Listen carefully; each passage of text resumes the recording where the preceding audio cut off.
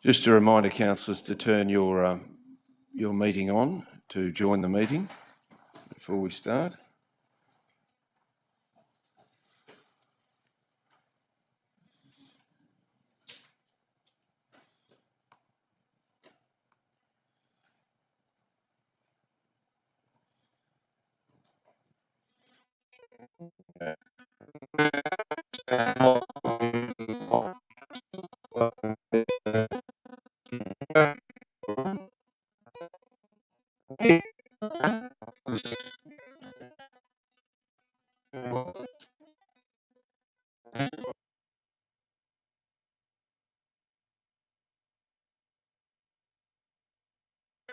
Is that any better?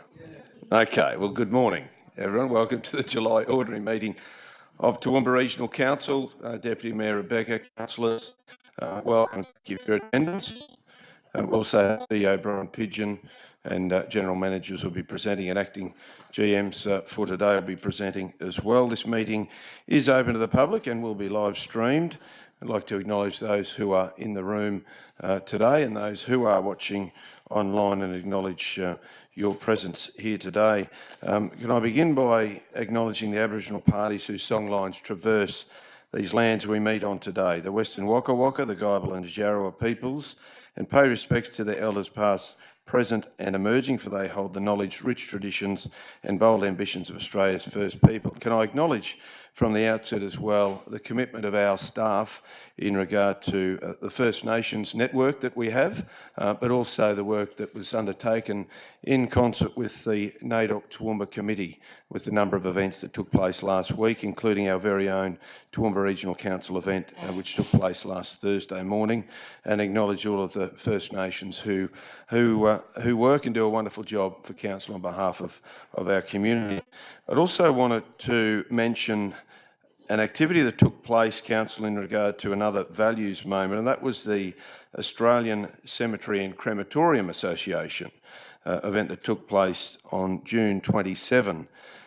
Councillor Shine attended the afternoon a tour of the Drayton Toowoomba Cemetery, but particularly wanted to mention CEO Ben Kelly of the ACC, Cemeteries and Crematorium Association, and I'll quote Ben's email that he sent directly to me in regard to this. He says, "I've spent a great deal of time interacting with LGA, trust and private operated cemeteries and crematoria across Australia and internationally, and I'm genuine in saying that the Toowoomba Cemetery team is one of the best I've seen. The pride that team has is clearly evident in the presentation of each of the regional cemeteries and in the level of service they offer families and at their time of need." I wanted to particularly point that out because having been out there and witnessing firsthand at the conference, of which there was around 150 people from all over Australia attended that, and the feedback that I got from attendees was quite extraordinary. One element that raised the attention of a lot of attendees was the fact that Karina, who's the manager out at the cemeteries, has installed a little corgi cross called Barry, who performs a wonderful task of making people feel calm at the most difficult time of their lives. And Barry was the highlight of the conference. There is no doubt about that. And in fact, a lot of the South East Queensland, they're all after a Barry. So I'm not sure how we can capitalise on that, but certainly it was a good idea that we had for Barry. So thank you to all of our staff at the Drayton Toowoomba Cemeteries for what they do, and of course the cemeteries right across our region. Now, I'm not sure if the sound is completely correct here at the moment. It seems to be breaking in and out a little bit, so if that does happen, particularly important for when Kate Venables presents shortly, so we'll work through that, Kate, when we get to that. But councillors, it is a great pleasure for me to introduce Kate Venables, who's the Executive Director of Catholic Care Social Services, Toowoomba's Refugee Settlement Success Trams Refunded, and this is really to give councillors and the community an update on Catholic care and what's happening in their space. Kate, welcome to you. and thank you very much for coming along today. So you are 10 minutes in the program, but if you allow a couple of minutes just for questions. Fantastic. Terrific. Well, thank you very much, everyone, for inviting me to come along this morning. Obviously, Mayor, Deputy Mayor, councillors, VIPs, VVIPs, it is fantastic to be here this morning. Shall I have my clicker or will you have my clicker? You're going to have the clicker. All right. Well, you know, when you lose power immediately with a clicker, you know that it's going to be an interesting turn of events. I was absolutely delighted when Mayor McDonald invited me to come along and speak, because in some ways the trams funding story is actually part of the TRC story. And I was really struck as I started to think about how would I tell this story when I thought about really what had made headlines over the last 8 years, because in some ways the Chronicle has chronicled some of the highs and lows of where we've been. I don't know if all of you have had the opportunity to meet the amazing Bishop Daniel Abbott. He tells the most extraordinary tale of refugee journeying and coming to Australia and making Australia home. And I guess as I thought about some of Daniel's story that I have been privileged enough to listen to, I was really struck that in some ways it feels like the trams funding story has had a bit of a refugee kind of gig about it as well. So I thought I would tell the story and have a sense of what that funding journey has looked like. So starting in 2016, you may well remember that this was really the beginning of the large cohort we had that started with the Christian Syrians and then moved to people who are Yazidis. And at the time, TRC was remarkably supportive, though understanding there were going to be some really significant challenges, because Toowoomba has consistently been a fabulous welcome zone. So then we had, for trams, what we did was we moved. Some of you may remember in the very dim, dark ages, we used to actually have our trams centre run out at the back of a preschool at the back of the cathedral. It was tiny and they used to jam the most extraordinary number of people in there. So we moved them to our new building, which was at the Shrine, of course, just over the way, and they thought they were in the lap of luxury. And Mark Copland, many of you would know, was part of that journey. Part of that, though, meant at the time, trams had previously been an extraordinary place for people to come and bring things for refugees, so that they would donate beds and clothes, they would donate food, blankets, and wouldn't we have wanted some blankets this morning? But because we were in a smaller space, we were actually not able to take donations anymore. So we closed that, and that was picked up in the Chronicle. Then in 2019, that's really, we started to get a larger number of Yazidis coming through. And we were all, I think all of us, wondering what would this mean? Who were these people? What was their story? And as we started to understand it, I think all of us were pretty shocked by what had happened to them as a people. I know that you've obviously all heard those stories before, so I'm not going to go over them again, other than to say that on any given day, when I think, you know, I'm feeling a bit, you know, gosh, you know, this is going a bit hard, you know, golly, poor me, I only have to consider one of the many stories that will walk through our door and remind myself that I live in the most extraordinarily privileged space, and that my worst day is the best day most of them could possibly imagine. So I am so privileged that I get every day to be inspired by stories of people who have come through extraordinary things. So that was 2019, that we started to get some stuff. The issue was, though, by then we had funding drop in trams, and so what had happened was that, having gone from having 3 workers, we were having funding slowly dropping. John McVeigh obviously was minister, a federal minister at the time, and so he negotiated with the federal government to give us some more money, and we were incredibly grateful for that. 2020, we had funding drop again. Part of, sadly, I am embarrassed to say, is that some of this story is actually just about the bad haircuts I've had over the last 5 years, as I have made it on and off the Chronicle pages. My great hope, of course, was I was never photographed in the same dress. But to one side, you could see we were continuing to be pushed, because you would now remember that by July 2020, we've been in strict lockdown. We have had, by now, we've got about 1,500 Yazidi people who are living in town, and they have no idea what on earth is going on, because their English has obviously not had the chance to develop. So it's an extraordinary time, and they're dropping our funding.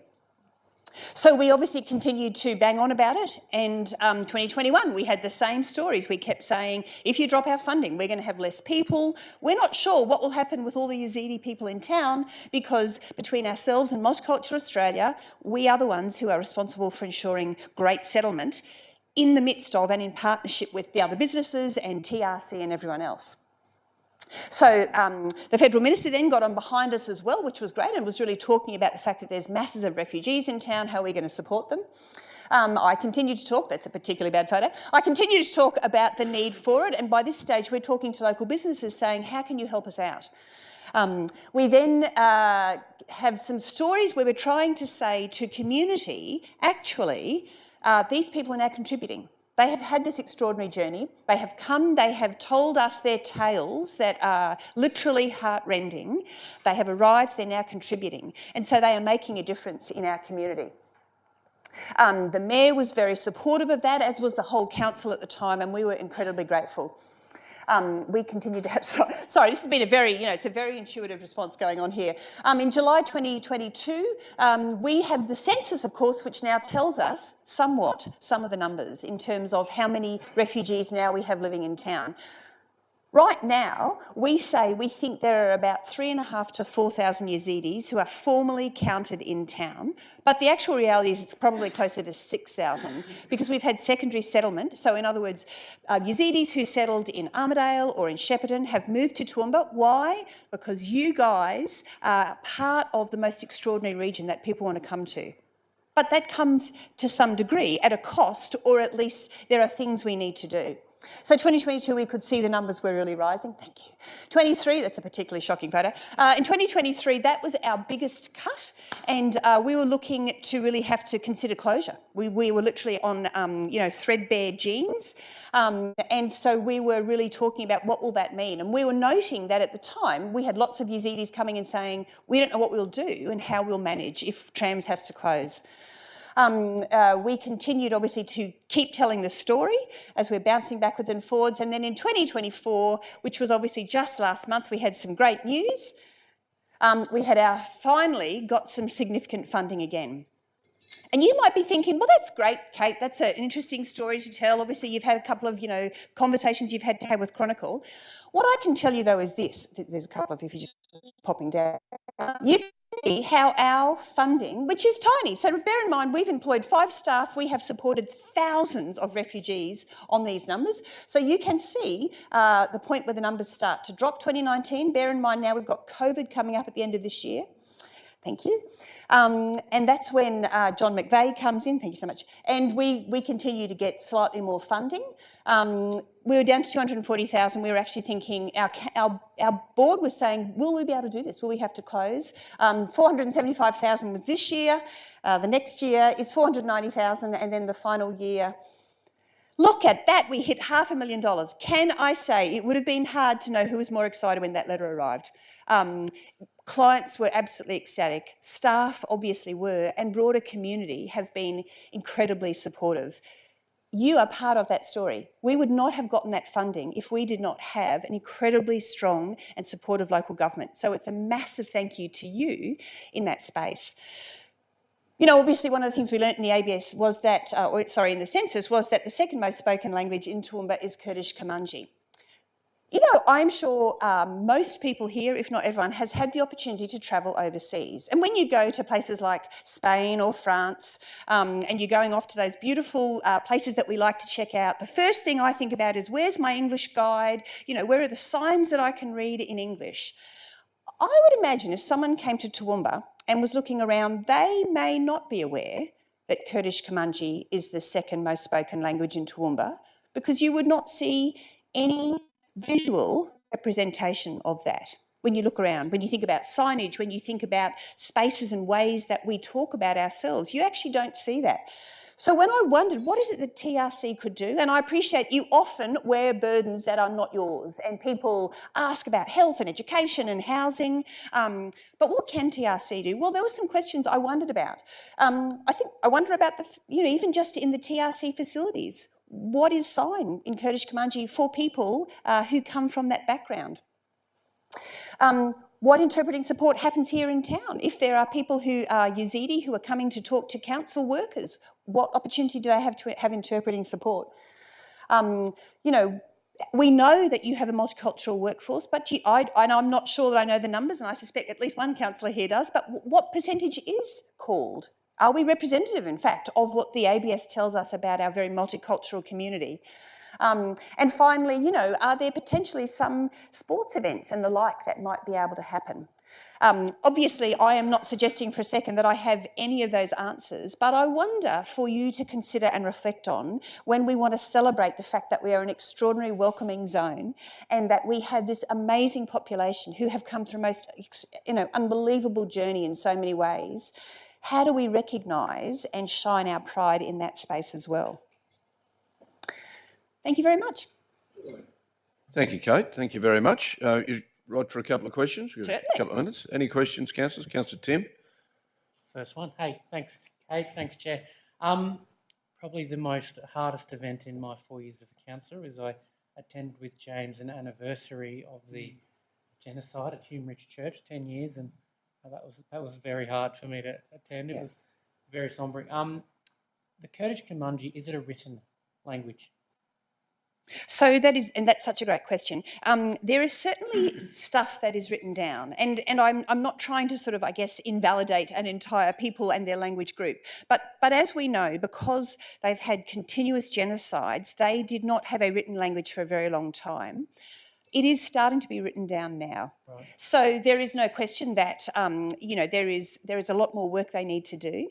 For instance, if you were to want to make a call to the National Interpreting Association, NAATI, they are only just having fully trained Kurdish Kurmanji interpreters now because it has taken them almost 5.5 years to develop the lexicon. So apparently you have to have a lexicon before you can be formally recognised as an interpreter, because there needs to be an external space that captures that language. Yeah. Oh, great answer. Just as one example of many, Kubi Dam, you can go swimming there, and the city population were going swimming there not realising that we have signs written in English saying there's bacteria issues and those kind of things, and we looked at a sign, but at the time it wasn't anything to write. So it's good to see that developing, and perhaps most definitely something we can look at. Thanks.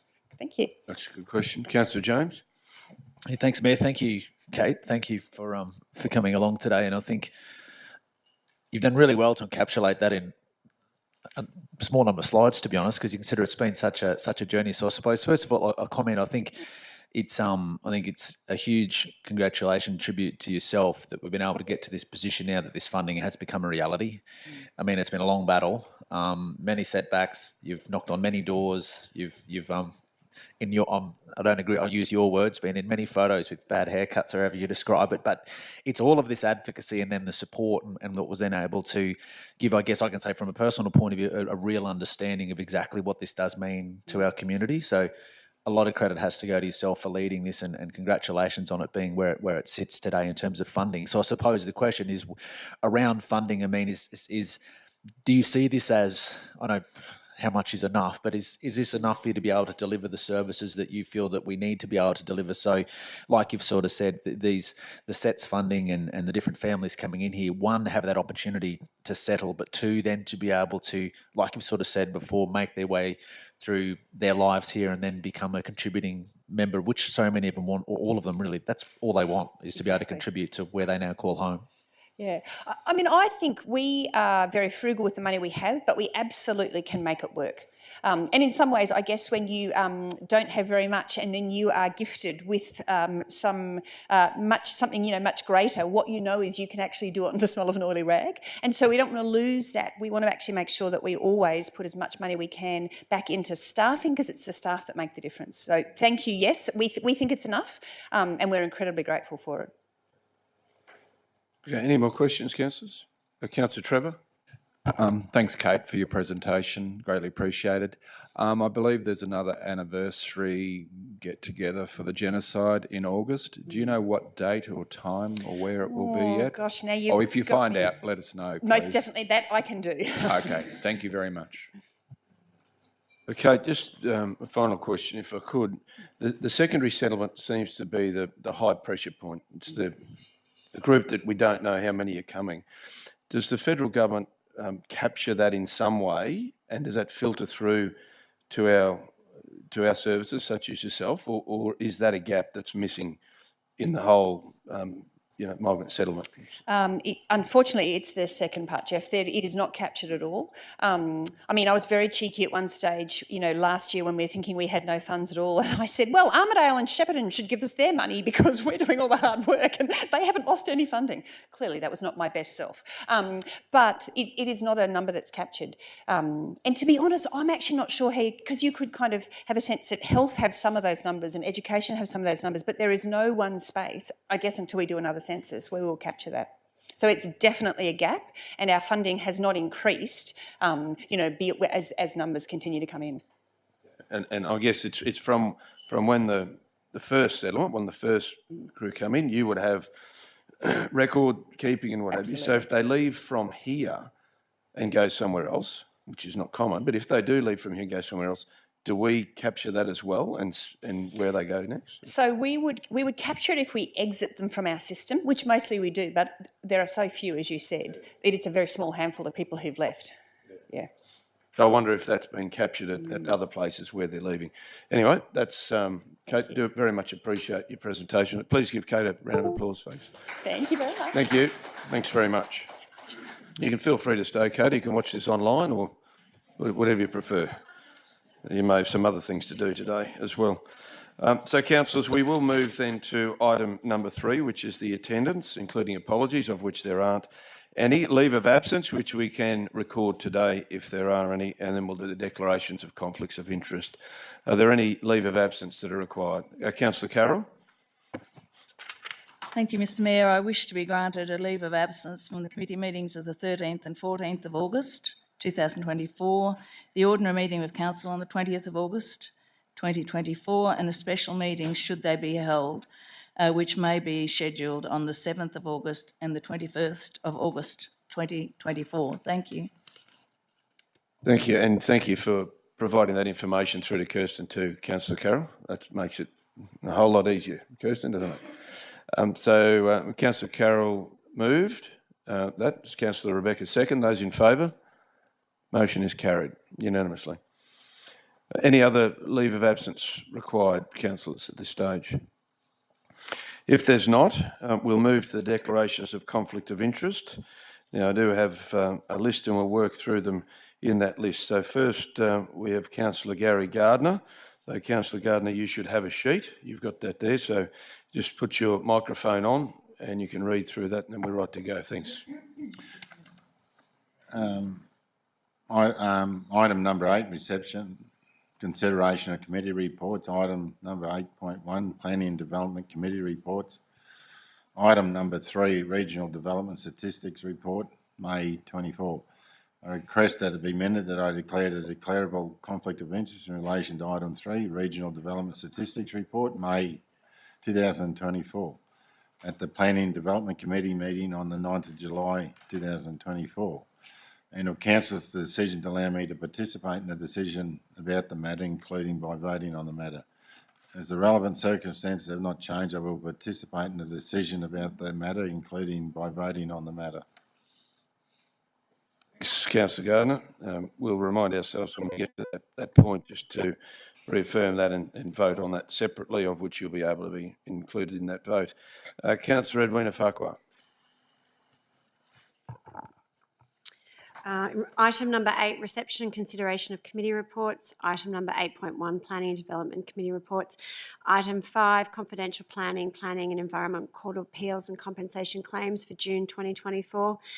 In relation to matter number 2, I request that it be minuted that I declared a declarable conflict of interest in relation to item number 4, MCUI 2022-3590, a development application for development permit for material change of use, impact extension to educational establishment located at 46 to 50, 51 and 53 Wirrawirra Street, East Toowoomba, at the special meeting of council 29 November 2023, and of my decision to leave the meeting while the matter was discussed and voted on. As the relevant circumstances have not changed, I will leave the meeting while this matter is discussed and voted on. Thank you, Councillor Edwina. Deputy Mayor, Councillor Von Hoff. Thank you, Mayor. This is in relation to item number 8, the reception and consideration of committee reports, item number 8.1. And in that, item number 5, the confidential planning and environment court appeals and compensation claims for June 2024. In relation to matter number 1, I request that it be minuted that I declared a declarable conflict of interest in relation to item number 5, confidential planning and environment court appeals and compensation claims, January 2024. At the Planning and Development Committee meeting of the 13th of February 2024, and in relation to matter number 2, I request that it be minuted that I declared a declarable conflict of interest in relation to item number 4, MCUI 2022-3590, development application for a development permit for a material change of use, impact extension to educational establishment, located at 46 to 50, 51 and 53 Wirrawirra Street, East Toowoomba, Queensland 4350, at the special meeting of Council of the 29th of November 2023, and of my decision to leave the meetings while the matters were discussed and voted on. As the relevant circumstances have not changed, I will leave the meeting while the matters are discussed and voted on. Thanks, Councillor Rebecca. Councillor James O'Shea. Yeah, thanks, Mayor. Item number 8, the reception and consideration of committee reports. Item 8.1, Planning and Development Committee reports. In relation to matter number 1, I request that it be minuted that I declared a declarable conflict of interest in relation to item number 5, confidential planning and environment court appeals and compensation claims, January 2024, at the Planning and Development Committee meeting of the 13th February 2024, and of my decision to leave the meeting whilst the matter was discussed and voted on. As the relevant circumstances have not changed, I will leave the meeting while the matter is discussed and voted on. Thanks, Councillor James. Councillor McMahon. Thank you, Chair. I request that it be minuted that I declared a declarable conflict of interest in relation to item number 5, matter number 1, the planning and compensation claims, January 2024, at the Planning and Development Committee, 13th of February, and in relation to item number 2, number 2 of item number 5, I request that it be minuted that I declared a declarable conflict of interest in regard to a DA for a educational establishment at Wirrawirra Street, East Toowoomba, special meeting of Council on 29 November, and of Council's decision to allow me to participate in the decisions about both of these matters, including by voting on the matters. As the relevant circumstances have not changed, I will participate in the decisions about the matters, including by voting on the matters. Thank you. Thanks, Councillor Tim. Thanks, Councillor Tim. Councillor Melissa Taylor. Thank you, Mayor. In relation to item number 8, reception and consideration of committee reports, item number 8.1, Planning and Development Committee reports, item 5, confidential planning and environment court appeals and compensation claims, June 2024. In relation to matter number 1, I request that it be minuted that I declared a declarable conflict of interest in relation to item number 5, confidential planning and environment court appeals and compensation claims, January 2024, at the Planning and Development Committee meeting of 13th of February 2024, and of Council's decision to allow me to participate in the decision about the matter, including by voting on the matter. As the relevant circumstances have not changed, I will participate in the decision about the matter, including by voting on the matter. Thank you. Thank you, Councillor Melissa. Councillor Carol Taylor. Thank you, Mr Mayor. Item number 8, reception and consideration of committee reports. Item number 8.1, Planning and Development Committee reports. Item 5, the confidential report, planning and environment court appeals and compensation claims for June 2024. In relation to matter number 1, I request it be minuted that I declared a declarable conflict of interest in relation to item number 5, confidential, planning and environment court appeals and compensation claims, January 2024, at the Planning and Development Committee meeting of the 13th of February 2024, and of Council's decision to allow me to participate in the decision about the matter, including by voting on the matter. As the relevant circumstances have not changed, I will participate in the decision about the matter, including by voting on the matter. Thank you. Thank you, Councillor Carroll. Councillor Kerry-Shine. Thanks, Mayor. Item number 8, reception and consideration of committee reports. Item number 8.1, Planning and Development Committee reports. Item 5, confidential planning and environment court appeals and compensation claims, June 2024. In relation to matter number 2, I request that it be minuted that I declared a declarable conflict of interest in relation to item number MCUI 2022-3590, a development application for a development permit for a material change of use impact, extension to educational establishment located at 46, 50, 51 and 53 Werawera Street, East Toowoomba, Queensland 4350, at the special meeting of Council of the 29th of November 23, and of Council's decision to allow me to participate in the decision about the matter, including by voting on the matter. As the relevant circumstances have not changed, I will participate in the decision about the matter, including by voting on the matter. Thank you. Thanks very much, Councillor Kerry. I have also a declarable conflict of interest in item number 8, reception and consideration of committee reports, 8.1, Planning and Development Committee reports. Item 5, confidential, Planning and Environment Court, appeals and compensation claims, June 2024. In relation to matter number 1, I request that it be minuted that I declared a declarable conflict of interest in relation to item number 5, confidential, Planning and Environment Court appeals and compensation claims, January 2024, at the Planning and Development Committee meeting on the 13th of February 2024, and of my decision to leave the meeting while the matter was discussed and voted on. As the relevant circumstances have not changed, I'll leave the meeting while the matter is discussed and voted on. At that point, as we have done the last few meetings, we will call for nominations for a chair for that part of the meeting and work through that in a systematic approach. Any other conflicts of interest, councillors?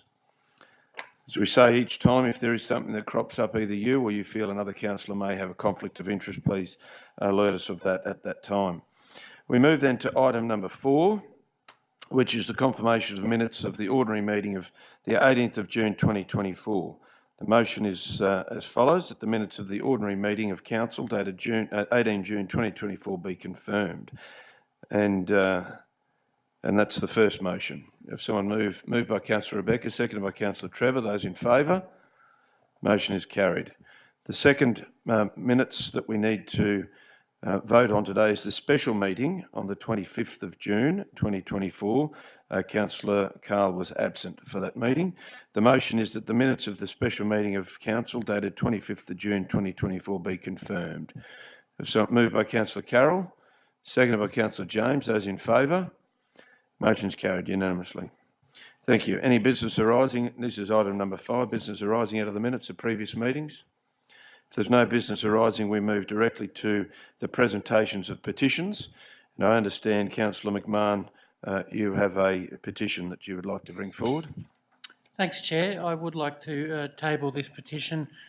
This petition draws the attention, colleagues of Council, to upgrade the playground in the local community park located Birdwood Sanctuary Estate and Rosalie Heights Estate, Hilltop Drive, Gowrie Junction.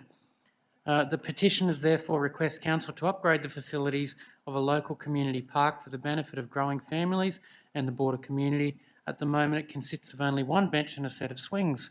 As a community, they all want to see their kids play safe, and we noticed other new estates and surrounding communities have beautiful playgrounds for their residents, and we feel, or they feel rather, that our park would be increasingly utilised by the growing number of families in our community. If upgraded, we would like to request a footpath to be used for prams, bikes and the elderly. This park is increasingly used for family gatherings because of its view and tranquility, but lacks the equipment to entertain younger family members. And Chair, this has been signed by my count around 180 petitioners, the vast majority from the 4350 and 4352 postcodes. So I'd happily table that to the CEO. Thank you. Thank you, Councillor McMahon. You happy to move that we receive that petition? Moved by Councillor Tim, seconded by Councillor Carroll. Those in favour? Motion's carried unanimously. If you'd like to bring that forward, Councillor Tim, present that to the CEO. Thank you. Councillors, we move then to item number 7, which is business for which the Mayor wishes to have considered, and there is no mayoral minute for this particular ordinary meeting of Council. We move then to item number 8, which is the reception and consideration of committee reports, of which we will deal with the conflicts of interest in the matter in which we've discussed them earlier and declared them. So the first item is item 8.1, which is the Planning and Development Committee. Given that we have declarations in both, we need to pull both out and vote on each separately. So item number 3, councillors, is one that Councillor Gardner declared a conflict, was granted the ability to stay in the room and vote at the last meeting, which has been declared. So we will vote on that first and record a division. And then we'll move to the next items, of which we have some declarations, and we'll then deal with them in the appropriate fashion of leaving the room and coming back in, etc. So the first item is that the item number 3, Regional Development Statistics Report, be noted by council. Give someone to move that. This is item number 3 only. Councillor Edwina Farquhar and Councillor Bill Carl second. Those in favour? That motion is carried, and we'll record that division, which is unanimous. Kirsten, if that's okay with you. We then move to item number 5, and a reminder of the declarations. So, Councillor Vonhoff, you will leave the room for all of this. Councillor O'Shea, you will be out of the room for matter number 1 and be back for the second item. Councillor McMahon will stay for both. Councillor Melissa will stay. Councillor Carroll stays. I'm out for matter number 1, and Councillor Farquhar is out for matter number 2. Councillor Shine stays. So let's move to the first motion, which will be matter number 1. Now, before doing that, as Councillor Vonhoff, myself and Councillor O'Shea will be out of the room, we need to appoint a chair for this section of the meeting, just to deal with this item, which is item number 1, matter 1. Councillor Rebecca. I nominate Councillor Melissa Taylor. Councillor Melissa, a second. Councillor Melissa, Gary Gardner. Those in favour? Okay, Councillor Melissa, as we've done for a few times now, we shall change positions and then be back. Thank you. So this is matter 1. Matter 1. Matter 1.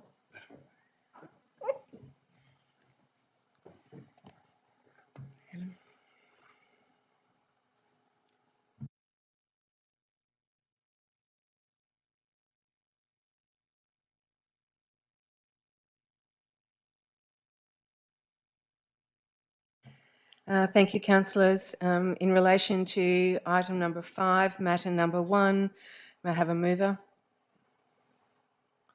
Move Councillor Tim, second. Councillor Bill Carl, all those in favour? Unanimous, thank you. Can I please have councillors back in the room? Thank you.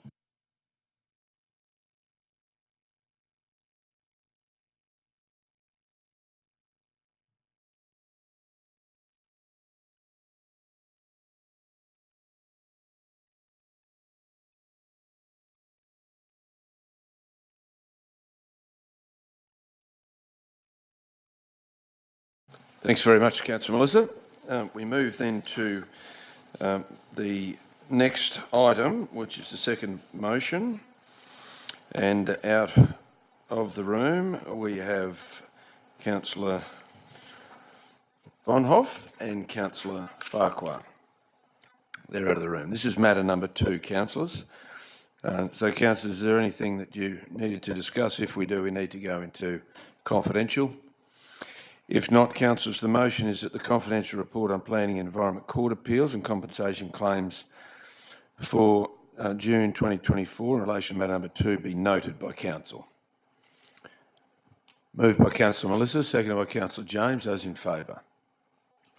Motion's carried unanimously.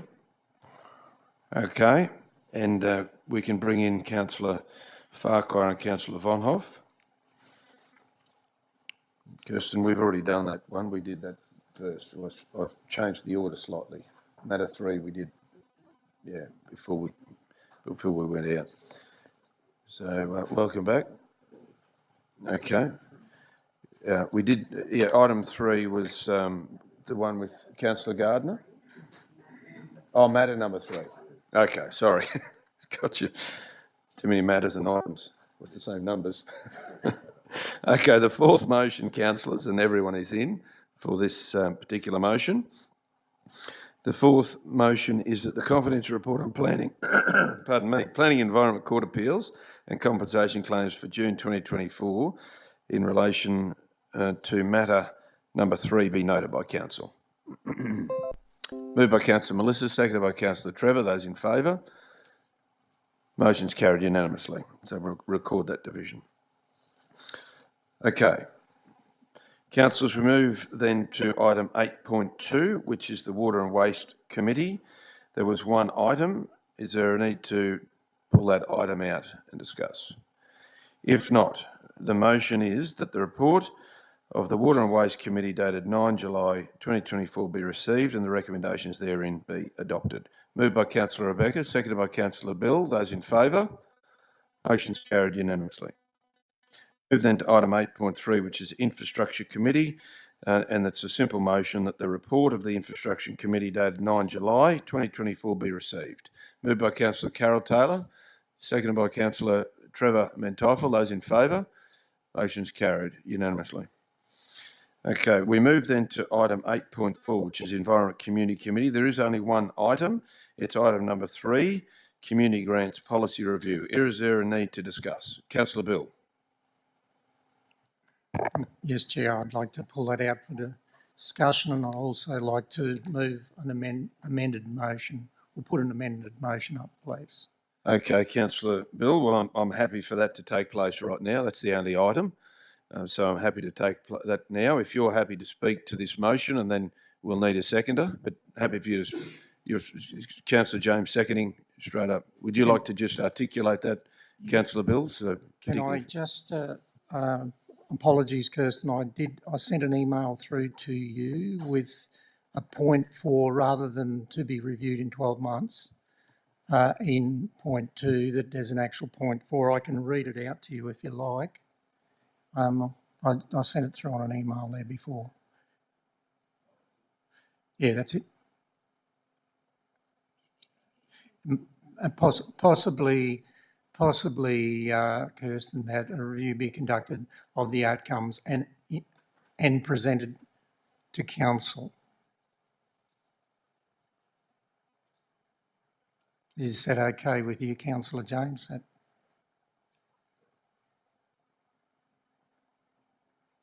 So what you're talking about is a review of the outcomes of this decision, of this policy? Of this new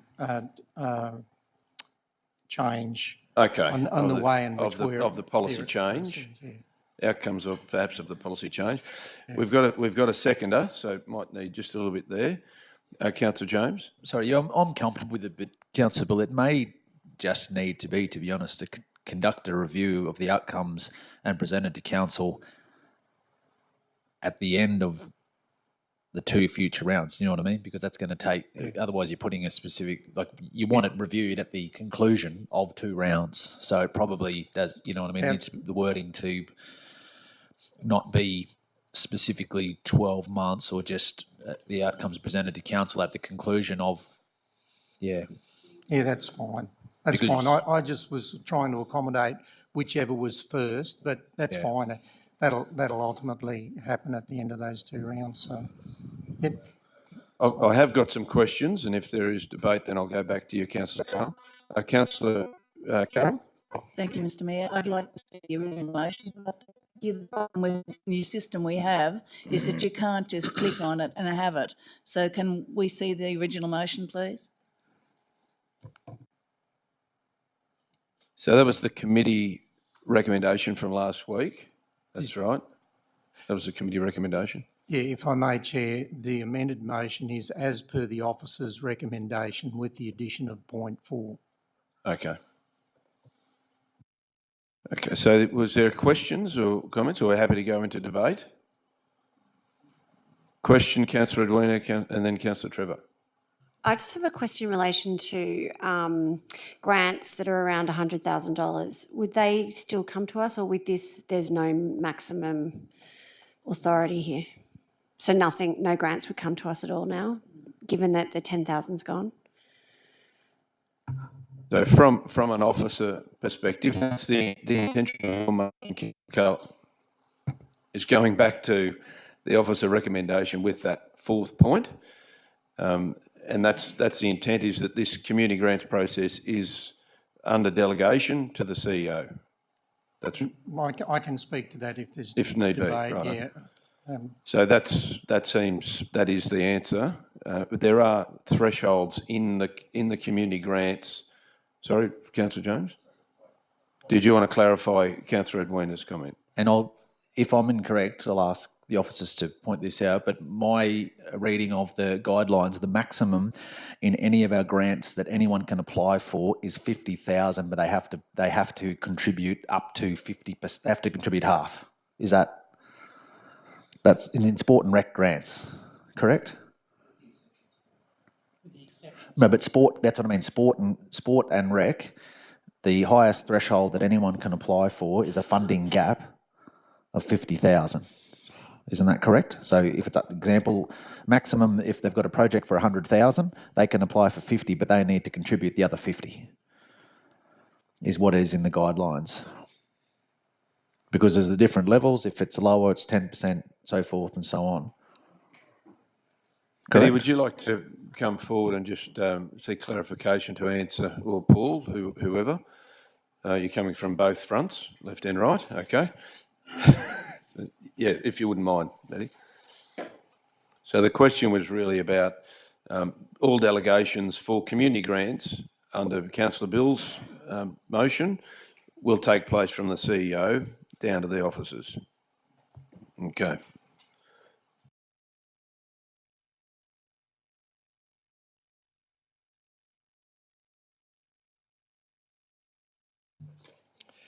Thank you, Mr. Chair. Councillors, in regard to, and specifically to Councillor Edwina, the maximum amount of funding that anyone could apply for in any of the programs, as stated, is threshold based. Sport and recreation have a maximum capacity of 150,000. That's the largest request anyone could have. For that to be the case, that would be a significant project spend in the first place that applicant would need to get to be able to ask for $150,000. In the recent times, that hasn't been the case of the style of applicants that we've had, but that is the maximum allowable that someone in that program could in fact ask for if they met the criteria of being able to contribute. So with that 150,000, they would have to put in 75 themselves, is that what you're saying? Or they have to put in 100 them? Along those lines, there's a percentage threshold that they would have to meet. I don't have that information with me right at this moment, but there are various percentages, 50%, 75% that they would need to contribute to be eligible. Okay, so this 150 is max, or 50-50, so they'd put in 150 themselves, we give them 150, so in total it's 3, is that? Because you're saying 150,000. Because I'm just, sorry, we were looking at 10,000 and now we're opening up. And I want to make it as efficient as possible for our team, absolutely. And I want the community to get their money quicker. I want all of that, but I just want to understand, because $100,000 or 150 is quite significant. So I just want to understand how that would work. So the clarification there, Eddie, is they could apply for up to 150,000, but they would also input the same amount. Is that what you're suggesting under the guidelines? So it would be a $300,000 project, hypothetically, and the organisation has to match the 150,000, or is it a 150,000 project and they have to put in 75,000? First time round. First way so to explain you'd have to. Yeah, it is based on the gap funding. So it's a matter of what is the total project cost compared to what you may have already been received via other grants, and that's the gap funding it's the gap funding that you'll be expected to meet. So there is still a contribution. Councillor Kelly, do you want to go down the bench? Yeah, slightly down. You might just reduce the screen size a fraction, Kirsten. So, Councillor Edwina, are you comfortable with that answer? You've got clarification of what? Yes, thank you, Mayor. Okay, Councillor Trevor. Two-part question. How many grants are usually applied, approximately over $10,000, and how many grants are usually applied approximately under 10,000, just for the public, so we can get a gist of the numbers? Paul, you might be able to chime in there. Good morning, councillors. As discussed in the committee meeting, the last round of funding, so round two, around about the caretaker period where the decision-making was delegated to the CEO. In terms of total applications, there was 125. 63 of those were funded, and the ones in excess of, I think you were questioning above 10,000, so 13 were above 10,000. Therefore requiring the development of a council report and discussions in the boardroom. Would you have knowledge of the maximum in the last round that was over 10,000? Was it 50, 60, 100? What was the maximum grant? In terms of the dollar value? Yeah, the dollar value, yes. Yes, I'll just be a moment. Okay, put you right on the spot. Do we have any other questions in regard to it while Paul's looking through that?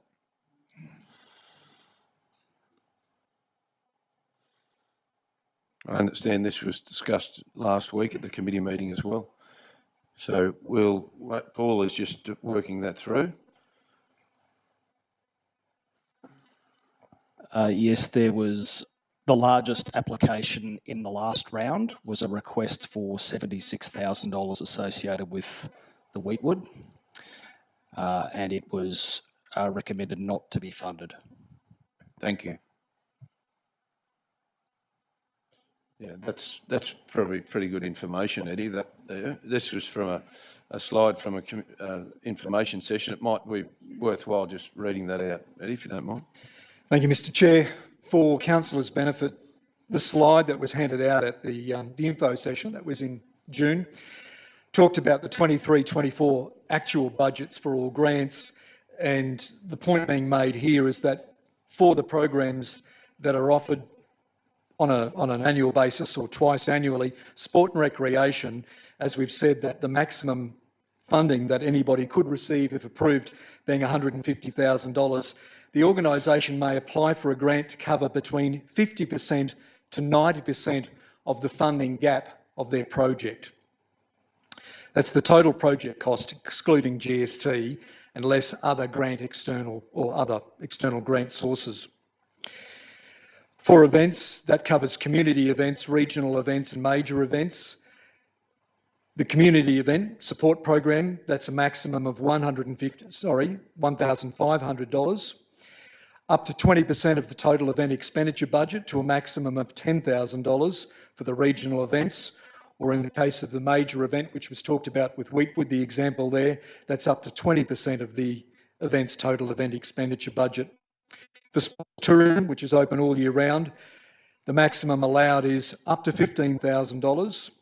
Economic development, $5,000 is the maximum, but up to $10,000 if there is matched funding by the applicant. The top figure that you could apply for or could receive in the environment program is $7,500. For cultural and arts support, that's 75% of the total project cost. It's up to a maximum of $4,000. And for community support grants administered through the Community Development Branch, the maximum allowable is $2,500. Youth grants, the maximum allowable is $2,500. And then the Floral Parade, which is offered once a year after the carnival is announced, the maximum you could qualify for and receive is $1,000. All right, thank you, Eddie. That's a good refresher of where those thresholds are. So if there's no more questions, is there a need to go into debate? Did you put is a question or go into debate? Question? Debate? Question? Okay, debate. So Councillor Bill, I'll hand over to you as the mover of the motion. Thanks, Chair. Councillors, so raised last week in committee. My aim to support the officer's recommendation is around reducing additional administrative costs. We want to be able to ensure that we can't separate out staff costs and administrative costs as a separate bucket from community grants, because at the end of the day, our revenue source is ratepayers. So, layer of inefficiency over the top. In addition to that, there's an inefficiency in time it takes to be approved. Officers set up to a month of additional time by the time it goes through the round of committees and general meeting of council. Now that can often be a problem for organisations and timing and the time for them to have their applications in and be successful applicants in the funding round. So that's an efficiency gain that we can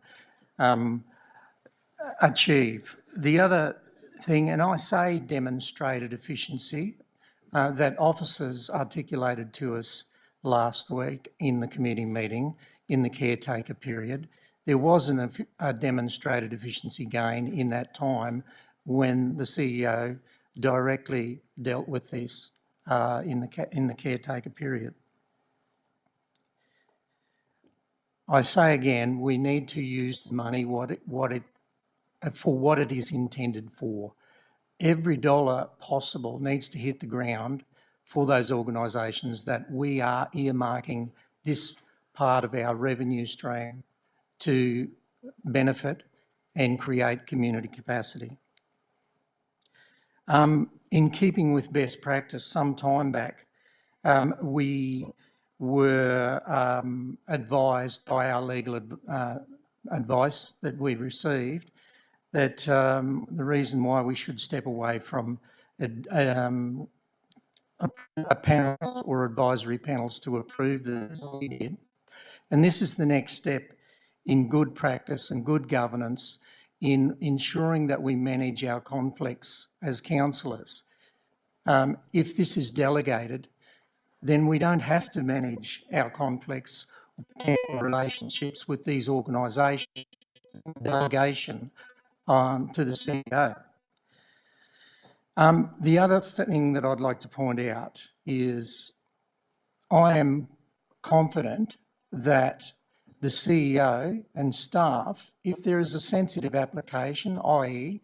quantity applied for, organisation or any other sensitivity that staff are aware of, I'm sure they'll be seeking council's advice prior to a decision, as I've witnessed the CEO and staff in many other facets of council business bring before council for advice or input into that decision. Second last point is I've heard the discussion last week about aligning this with the 10,000 limit in sponsorship. May I point out that sponsorship is a slightly different beast to community grants. This is an internal, completely internal decision of council, community grants, whereas sponsorship comes with another layer of requirement under our responsibilities around the Act, and also because of the fact that it's in partnership with a third party sponsorship. So that comes with a different set of parameters and rules. Finally, as part of our role as councillors, it is for us to delegate to gain efficiencies. Sometimes we hear that council can be burdensome with the layers and the complexity of how we deal with things. This is one avenue, and I think a worthy avenue for us to take, and has a lot of merit for us to gain efficiencies in ensuring every dollar hits the ground to those community organisations and entities that apply for assistance to increase their capacity to deliver what they do and add value across our community. So thanks, councillors. Councillor Bill. Speaker against, Councillor Tim. Thank you, Chair. I acknowledge Councillor Bill's points, his viewpoints, but colleagues, I would like us to consider looking at the committee recommendation from last week, and I will foreshadow that at the appropriate time and speak against this at present. But what this motion here, this new motion is asking us to do is to completely delegate authority for community grants to the CEO. Where we landed last week is that any community grant under $10,000 can be moved to the CEO, but over $10,000 has to be given to here. Now, I don't think there's any debate on the idea that these grants of $500 to $1,000 can be adequately done by the CEO, but I'd like to consider keeping it that council has a look in on items over $10,000, and I have very good reasons for that. The first reason, colleagues, is this is public money. We have money given by the ratepayer budget for council to give back to the community through grants. It's wildly popular, so it should be. And I really feel that we have grants that can be up to a maximum of $150,000 of council money. I regularly have seen in the last term grants that sit around the 120, 130 mark. Whether or not they need co-funding contributions, that's not really what I'm talking about today. But I don't see it wise to delegate full authority for $100,000 plus grants to the CEO. I'd like to see us go 10,000 and above come before us. Secondly, I will draw out the sponsorship policy. I liken it to that very much. $10,000 is $10,000. I'm less concerned which bucket it's in.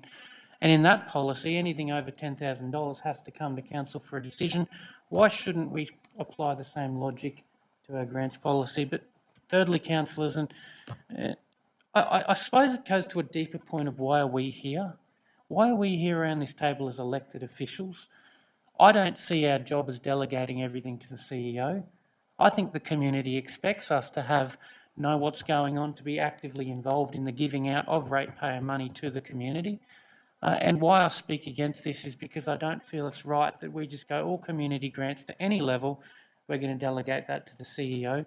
I'd like us to continue to do it of grants over $10,000, which is why I speak against this. Thank you, Chair. Thanks, Councillor Tim. Speaker for the motion, Councillor James.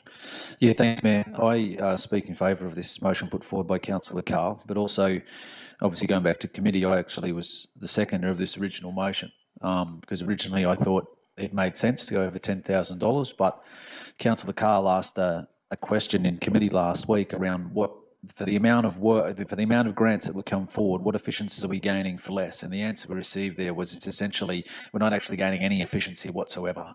So that pointed question is the reason that made me think, okay, well, what are we actually trying to achieve here? And by actually putting in this threshold of 10, we're not actually achieving internally the efficiencies that we certainly want to be able to achieve. So that's the principal reason that I was, I guess, well, I changed my mind last week, and it reminded me, I suppose, of a comment that was made by Councillor Nancy Summerfield, said that good debate is when you listen to another point of view and you have the ability to be able to change your perspective, and that's exactly what happened with mine last week. Now, the reasons I support this and in this facet, one, as I said, is what are we trying to achieve here? One, internally, we're trying to achieve a more efficient approach for the grants process to be delivered to community. And the second part about it is that the money hits the ground quicker, more efficiently for those community groups to be able to receive.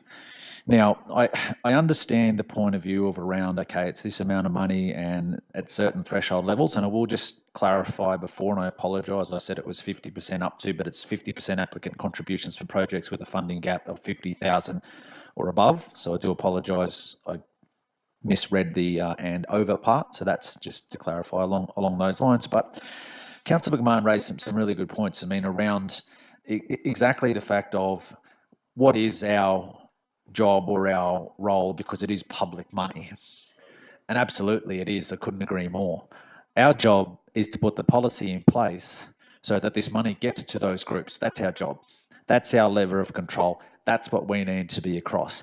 If we don't feel that is being done correctly, we need to change the policy, not the control of who dishes out the money. Because if we think we should be the ones that distribute the money, my suggestion would be abolish every policy, just bring every grant to council and we can pick and choose which we like, which if we want to go that way, that's fine. So I really feel that that's an important point we need to consider. Then Councillor Carl covered off like sponsorship. It is a different beast, you know. So, and then the final point around why are we here? That it's public money, exactly. So it's our job to guide the policy that allows that money to get to those particular community groups. So that's the key part, I think, that we certainly need to identify in this particular area.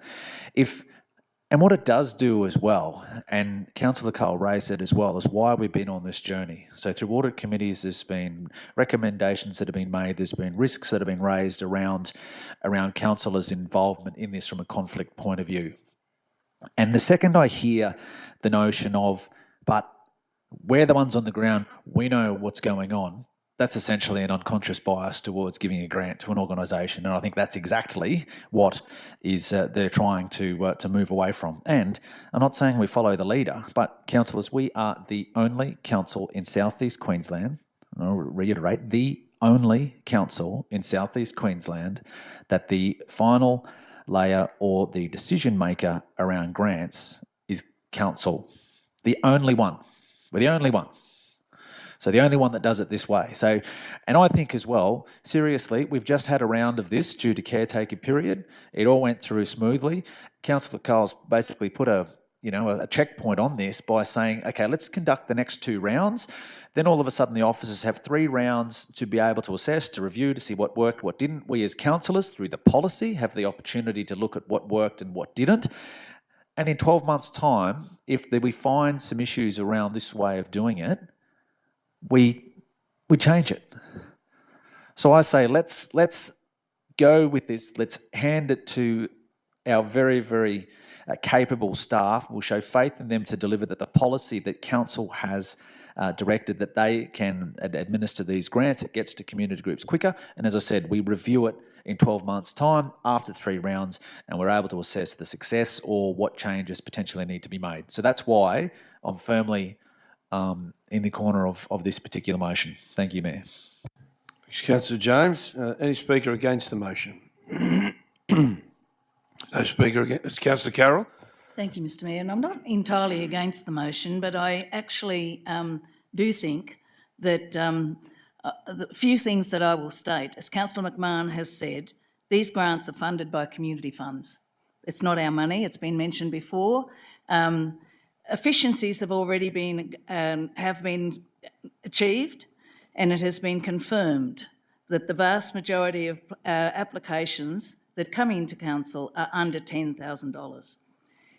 Councillors are elected to bring their knowledge to the table, and that knowledge should be considered when decisions are made for applications over $10,000. I fundamentally believe that our community expects us to be involved with those decisions. It's nothing against the staff. The staff would bring the recommendations to us as they always have, and it's only on very, very rare occasions that anything is changed. But I do believe that in many cases, in things that council has delegated and whatever, the community has expectations. This is money and that is put there for great reasons, greatly appreciated, as Councillor James has said, that we do. And talking about not a lot of councils have grants, to be honest. There are not a lot of councils that have as many grants as we have, and certainly the smaller ones do not. So I think there's such a thing as a pub test. And I think, whether you agree with that or whether you don't, I think that our community expects that their councillors are around this table valued because of their knowledge of what goes on in their community, and it is absolutely no reflection on our amazing staff at all. I think it's just what the expectation is. And I think that the community expects us to be, certainly our knowledge to be involved on any grants that are over $10,000. Thank you. Thanks, Councillor. Speaker in favour of the motion? There's no other speaker in favour. Councillor Bill, would you like to sum up? Thanks, Chair.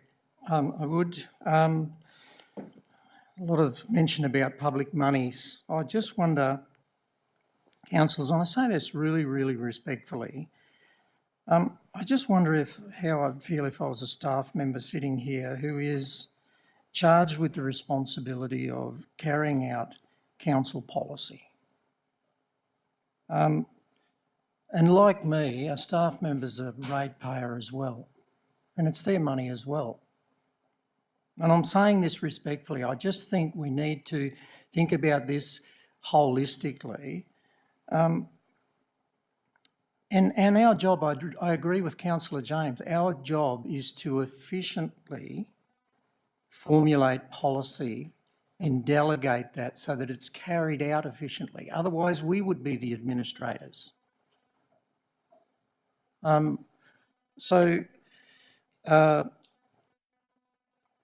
is the safety valve in point 4. It is always at council's discretion.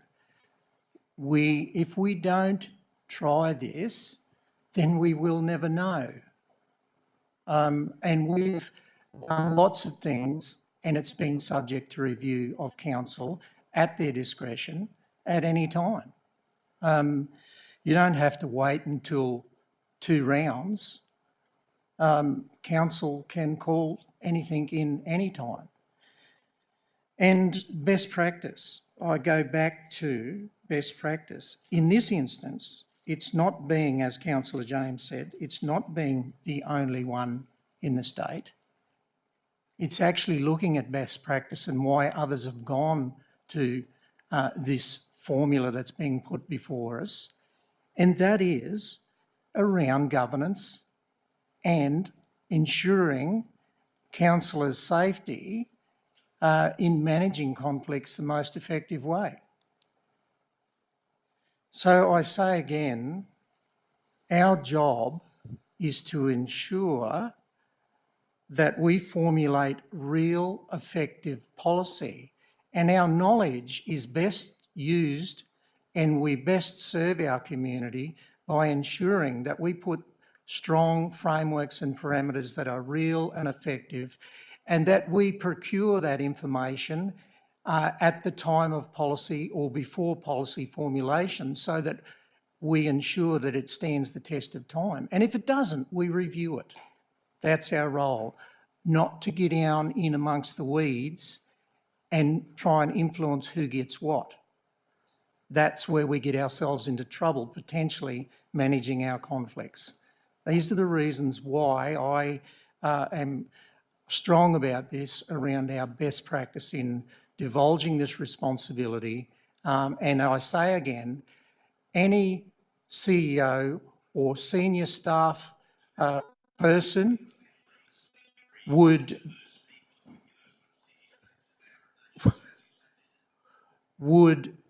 see sense in seeking council's advice if there are potential complexities with any application.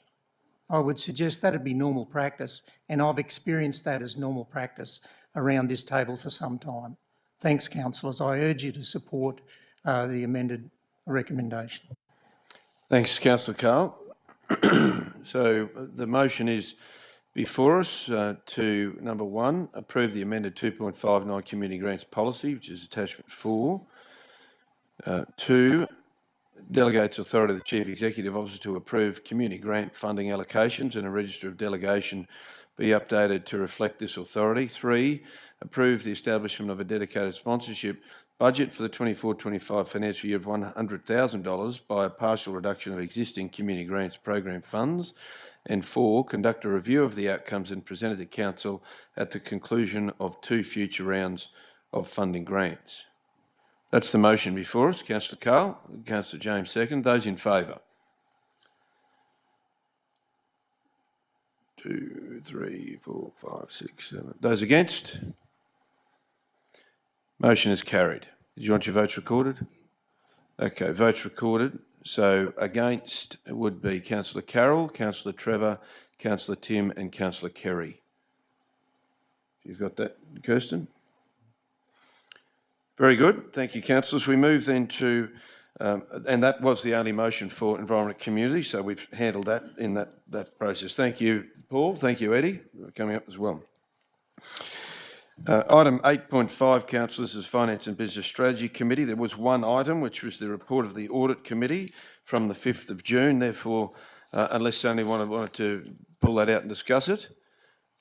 Okay, the motion before us is that the report of the Finance and Business Strategy Committee dated 10 July 2024 be received and the recommendations therein adopted. Moved by Councillor Tim.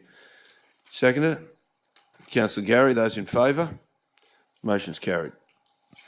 We then move to item 8.6, councillors, which is the Economic Development Committee, and the recommendation is that the report of the Economic Development Committee dated 10 July 2024 be received. Moved by Councillor Edwina, seconded by Councillor Bill. Those in favour? Motion's carried unanimously. Councillors, we'll attack item number 9, and then we'll have a break after that. So item number 9 is the monthly financial performance statement, and a big welcome to Anne-Marie Johnson, GM of Finance and Business Strategy. Anne-Marie, welcome to you. This is item number 9, councillors, and for those who are diligently watching online, it's item number 9. Thank you, Anne-Marie. Now, that was the one. Yeah, you might use that far one, Anne-Marie. That's the one I used earlier. And councillors, if you wouldn't mind, just the microphones do seem a little scratchy, actually. Certainly from here they do. So we'll just be cautious of that, particularly for this session. Thanks, Anne-Marie. Good morning, councillors. So the purpose of this report is to present to councillors the monthly financial performance for the period and the financial year ending the 30th of June. This is as required by Section 204 of the Local Government Regulation. June implications are summarised on page 3 of the report, with further details provided in the attachments. And just with an update, there are 41 properties remaining in the sales for arrear process, so we are working through those ones. Attachment 1 is the consolidated financial performance statement, and just the highlights there are rates and revenue above budget, and that's associated with higher water consumption. So the actual consumption, 11.5 million kilolitres against the budget of 11. So that's equates to approximately 2 million in additional income, offset by lower than anticipated general rates. Fees and charges above budget in various operational areas. We've got external private works for subdivisions, Department of Transport and Main Road contracts, application fees for developers, and event fees for parks, bookings, and Carnival of Flowers. Grants, subsidies, contributions and donations below budget by 6.9 million, and this is as a result of the financial assistance grant. It was budgeted to be received in the 23-24 financial year, but wasn't paid to council until July. We had budget for approximately $7 million, and we received 600,000 total in the financial year. DRFA, grants below budget, but subject to post-end of financial year review. So with the DRFA programme of works, there's, when they're multi-year projects, does present challenges for council in recognising expenditure and income. So most of that, the expenditure that we have occurred in June will be the subject of our July grant submission. So we can recognise that income, although we haven't received it, but we just need to do some finalisation there. Within our expenditure component, materials, services and other expenditure, $10 million over budget. So we have expense capital of almost 7 million. So this is quite significant. Yeah, microphone keeps breaking up. So this is quite a significant amount. So councillors may be aware the auditors raised an issue with us of aged WIP, so aged work in progress. That means it's not being reviewed and capitalised in a timely manner, which results in issues such as this 7 million needing to be written off. We've also got an issue with our governance and legal services, external legal services expenditure over budget for the period.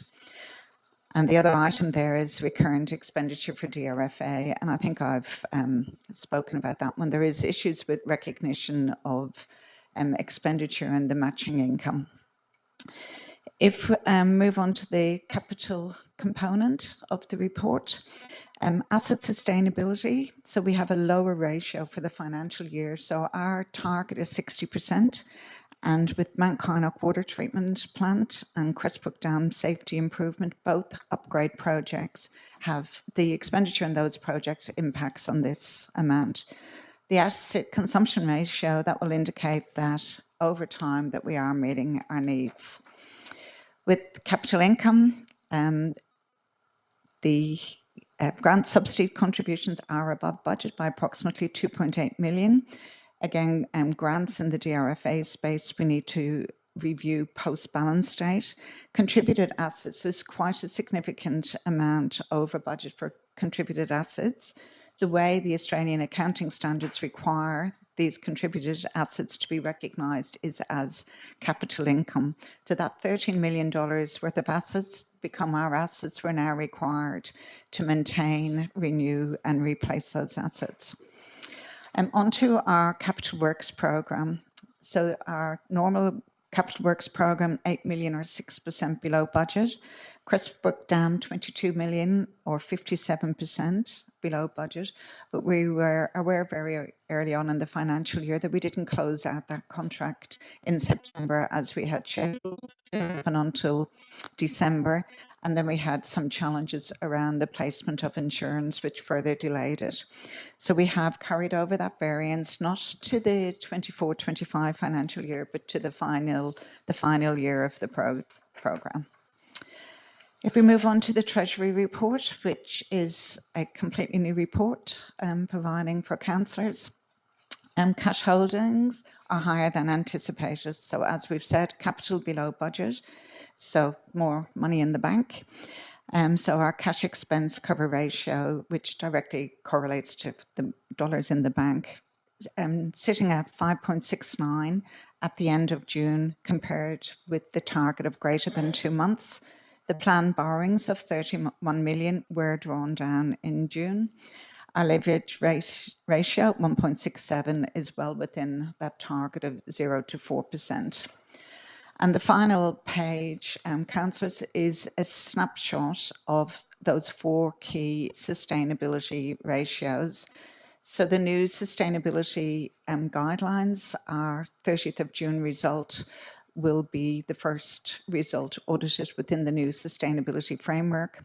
So this just shows you really at a glance each of those. So our operating surplus ratio, a positive ratio, will indicate that we're able to fund our core operations. So that's greater than 0%, and we're looking for a target up to 10%.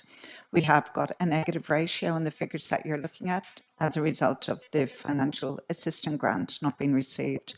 And I think that indicates, Council, when we've got such a significant budget as ours, not receiving one grant, the impact that it has on the bottom line.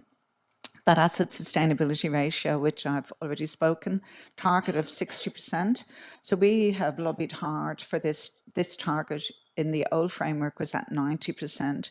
So for a council such as ours, a 90% target is probably too high, but 60% is quite low. And when we're dropping below that 60, that's something that we do need to be monitoring. And I've spoken about the cash expense ratio and the leverage ratio.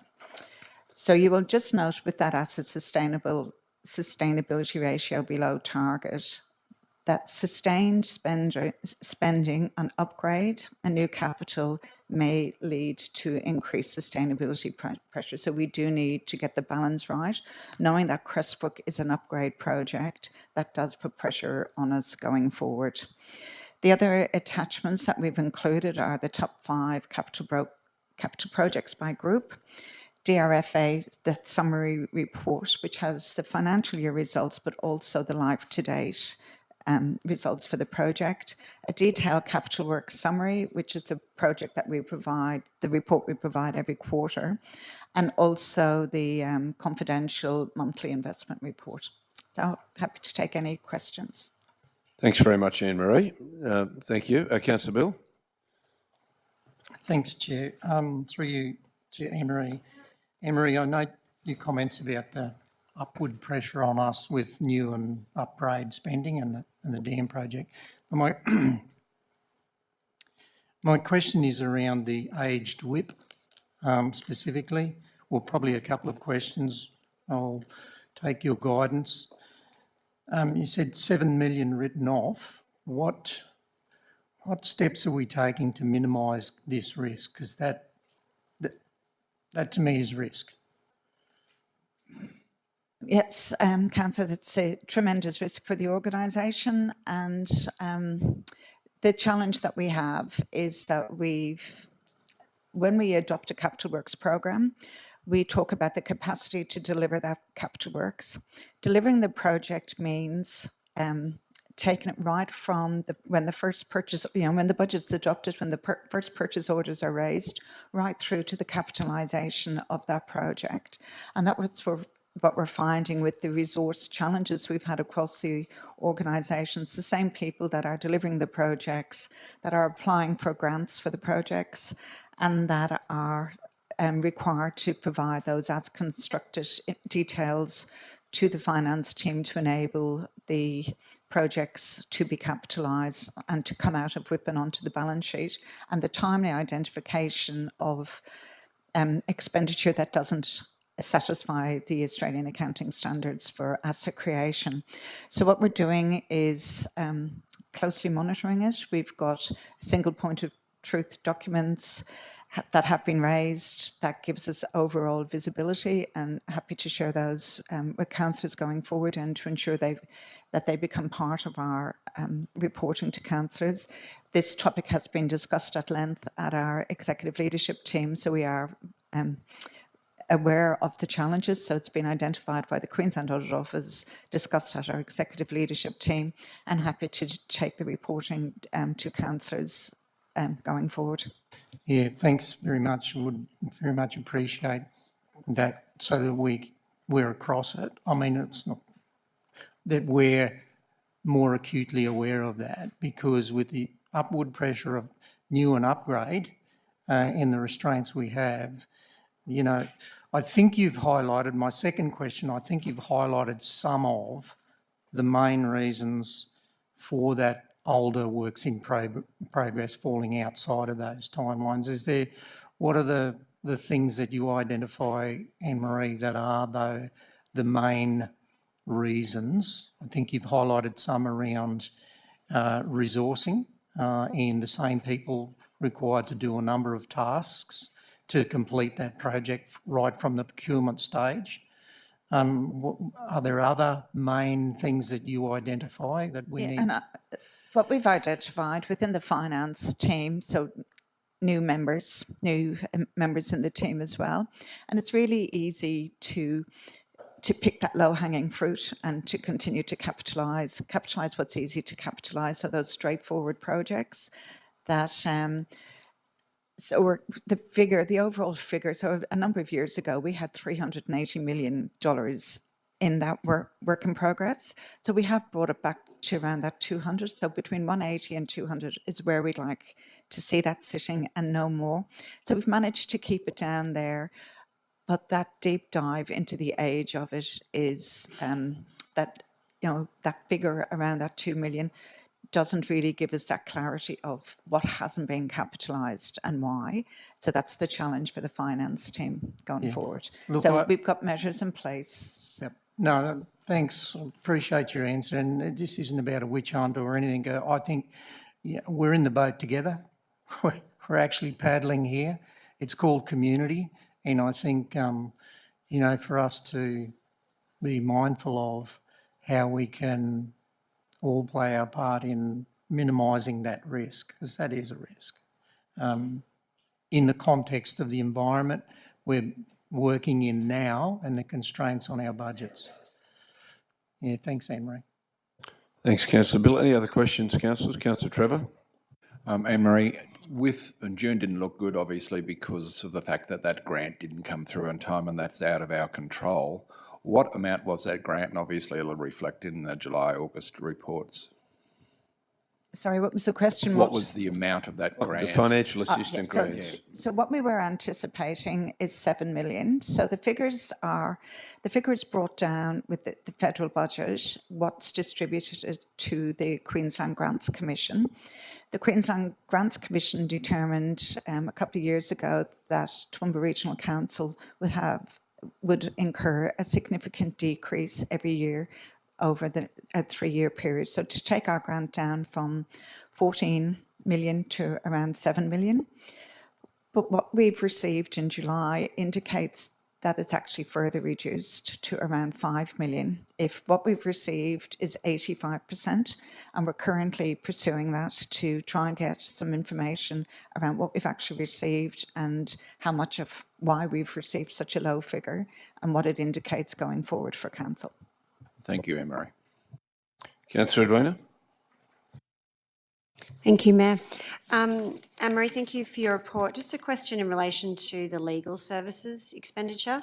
I note that 2.9 million is a lot higher, or reasonably higher than we anticipated. What is our annual budget for external legal services? I'll have to take that one on notice what the overall annual budget is. So it's obviously 2.9 million. I guess where I'm going with this is that a significant amount of the overall budget, or is that quite a small amount? No, it is quite significant. It's quite a significant over budget spend. Okay. And in relation to that, do you have an understanding just in general of why? Are there key projects that we've worked on, or I don't know if we're going into confidential? We might be able to address that through the CEO's report in confidential. Okay, fabulous. Thank you. Any other questions, councillors, in regard to monthly statement? If not, the recommendation is before us that the monthly financial performance statement for the period ending 30 June 2024 be received. Have a mover. Moved by Councillor Edwina, seconded by Councillor Trevor. Councillor Tim, sorry. Those in favour? Motion's carried unanimously. Councillors, can I have someone to move to adjourn for 10 minutes? Moved by Councillor James, seconded by Councillor Gary. Those in favour? Motion's carried.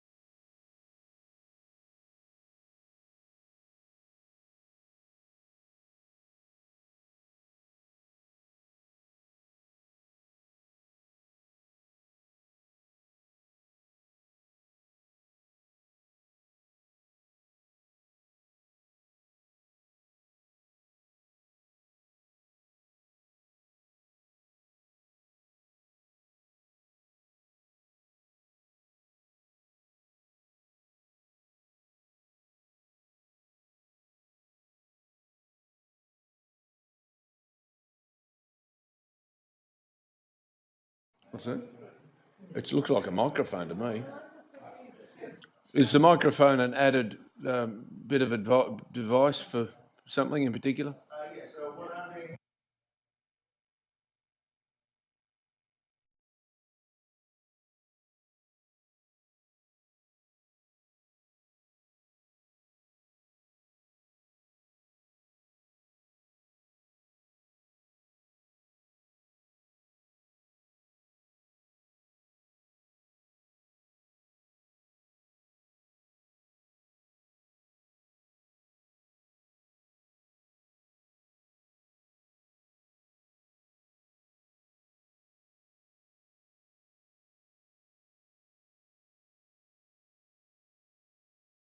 And you ready, Kirsten? You ready?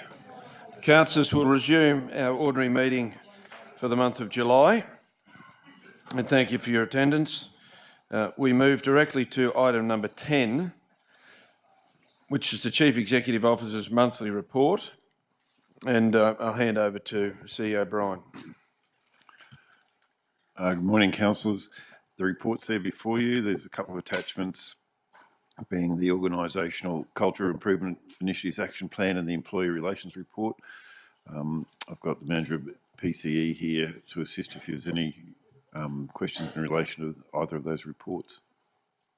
Thank you, CEO. Welcome, Kylie. Welcome to you. Councillors, the report is there before you. Is any questions in regard to either of those couple of attachments? Councillor Kerry? Yeah, no, thanks, Chair. Just in relation to the People, Culture and Engagement table, there are quite a number of items still in progress, or still to be completed, or the completion date is, or the review date is yet to occur later this year. But is it possible to give an update about in relation to them as to what progress has been made in relation to those? That's items P6, P7, S3, S4 and M2. Thanks, Councillor Shine. Kylie, you're welcome to you again. Good morning, councillors. You can hear me okay? Just checking. I'll go through the list if that's okay, Councillor Shine, and just talk you through each of those items and where we're at. P6 is the review and implementation of a new investigation management policy. That item, we've always commented, would normally be completed after P7, which is the complaints management policy, which is still outstanding. The good news is that we have actually reviewed the investigate. We feel that the complaints policy is probably formulated enough for us to move forward on that investigation management policy, and so I've reviewed the first cut of that and it's gone back for feedback, but we are anticipating that to go to ELT in the next couple of weeks. The complexity there, and we've mentioned it in the comments, is that the team that are responsible for some of these policies are also in the midst of enterprise bargaining. So that is a resource-intensive activity and an important one. So, but we have made progress on that one, which is pleasing. Yep. The complaints management policy is owned by Manager Governance and Legal. The CCC, and the comments reflect this, have provided feedback on that policy. So it was, we thought we had got that through to almost a finalised state, but the CCC have provided commentary that they would like to see two separate policies. The secondary policy, I think, is calling out how complaints related to a public official will be treated separately to other complaints. So GNL are in the process of creating those two standalone policies. Once that's done, my assumption, and Bailey's down the back if he needs to confirm this, is that will go back to the CCC for another review before it comes back to us. The performance management process, we've talked about this one a couple of times. We've broken that into reviewing the policy itself, but also focusing on the annual performance appraisal. I think a month or two ago I spoke about we could potentially update the form, but it probably won't give us the real the result that we're looking for from a true review of that policy and procedure. So we've flagged that we've got an APA review process underway, and we are anticipating that to come to ELT for endorsement in the near future. We are in the middle of APA season, if I can call it that. So staff across the organisation are currently completing stage 1 of their annual performance appraisal process. So we will anticipate to introduce the new system at an appropriate time. And S4 is directly related. So when we review the process, and we will communicate that new process, and we'll certainly provide training to the organisation around that process. We have done some training. We've released some digital training around APA processes earlier in the year or late last year. So we have been doing that in an ongoing capacity, but we will do that if anything new or refreshed is produced during this process, as a matter of course. Review and redesign of recruitment, retention and promotion processes at TRC. That is a big program of work. We've done a lot of work in the retentions space, and you'll recall that we have had some conversations with councillors around retention, and some of that leads to enterprise bargaining and other things. We are looking at reviewing the policy and procedure for recruitment at the moment. So that one's still a little way off. It's a large piece of work. Would it be, if I may, would it be likely to be concluded by the delivery date there at the end of September? Look, we're about to start looking at that, so I'm not sure I can say that that item in its entirety will be completed by the end of September. I also think, because it's the nature of that program of work, it will continue to evolve. So will we ever complete it? I'm not sure, but we will make a very good attempt. Thanks very much, Councillor Shine. Councillor Bill. Thanks, Chair. Through you to Kylie. Kylie, on P7, the review and implement new complaints management policy, would it be, and I don't know, this may be directed to Bailey, would it be appropriate for councillors to get an idea of the thinking that the CCC has around a separate process for, what did you call us, elected reps? No, it was another word, public officials? Public official, but I might get Bailey. It is his policy. So I'm thinking either we have an interim information session on that and their reasoning, or is it appropriate that at the end of that, after it goes back for a second review, that we actually get to discuss that, or maybe have some input or not? I don't know. Good morning, councillors. Good morning, Mayor. The policy is a level 2, so regardless of what form the policy comes back to council, it's a council policy that will be brought back to circulated for consultation with councillors and then concluded. The CCC, they wanted to have a separate policy. It's not in relation to, just all respect to my colleague, it's essentially that the CCC wants a separate standalone section for complaints for CEOs. So essentially, they've just raised, we've got it all in the one policy. Their guidance and their preference is to have 2 standalone policies, all clearly articulated, rather than at the back of the policy as an extra. They wanted it either as a standalone policy or sort of brought to the front. And obviously the wording that they've had some input on as well. So simply, that's been sort of drafted. It just needs to go through the process. So correctly, it's just one section that they've commented back on. For not to quote our learned colleagues down the road, but Ipswich have got 2 separate policies, like a complaints against CEO and complaints against everyone else. So technically, we've just had to go through that process. Our policy covers that section already. They just sort of want to us to follow their guidelines. So simple as that. Yes, so we do have an existing policy which it has all the key elements in it. They didn't comment on the body of the framework of the rest of the policy. We just needed, that was the only feedback we got from the CCC. It's a level 2 policy. Once it's consulted and completed internally, it'll go to LT and then it'll come to council for review. Thank you. Thanks, Bailey. Thank you. Thank you very much, Kylie. Any other questions, councillors? We have a motion before us, councillors, which is the CEO's report, and it'll be up on the screen momentarily. That the Chief Executive Officer's monthly report be received.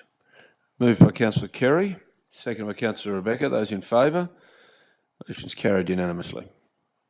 Thank you, councillors. We move then to item number 11, which is the Mayor's monthly report, and this was part of the agenda, councillors, and more than happy to take some questions, I guess, just from a highlight in regard to different things that happened, just for the purposes of those watching online. It is available on the agenda, International Floral Debut, which talks about the Gardens by the Bay presentation, an 850 square metre display in the Flower Dome of Gardens by the Bay, the first time that a region, as opposed to a nation, has ever been invited to participate in this. And at the Toowoomba Strat Basin Enterprise have a Market Connections Tour, which expression of interest closed this Friday.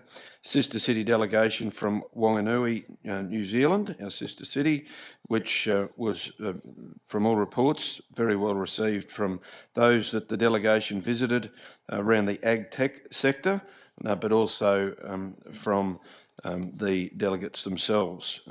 And one area of note is that on Saturday the 9th of November, Wanganui, which is not registered as a city yet, there are probably 100 or 200 people short of a city in New Zealand of 50,000 people, will open a $70 million refurbished an extension of their art gallery on November 7, and they're very excited, as they should be, about that. The Australian Local Government Assembly, there's a small report there in regard to that, and councillors, Deputy Mayor, Councillor Rebecca, Councillor Melissa Taylor and Councillor Carol Taylor and the CEO were all present representing our region at that.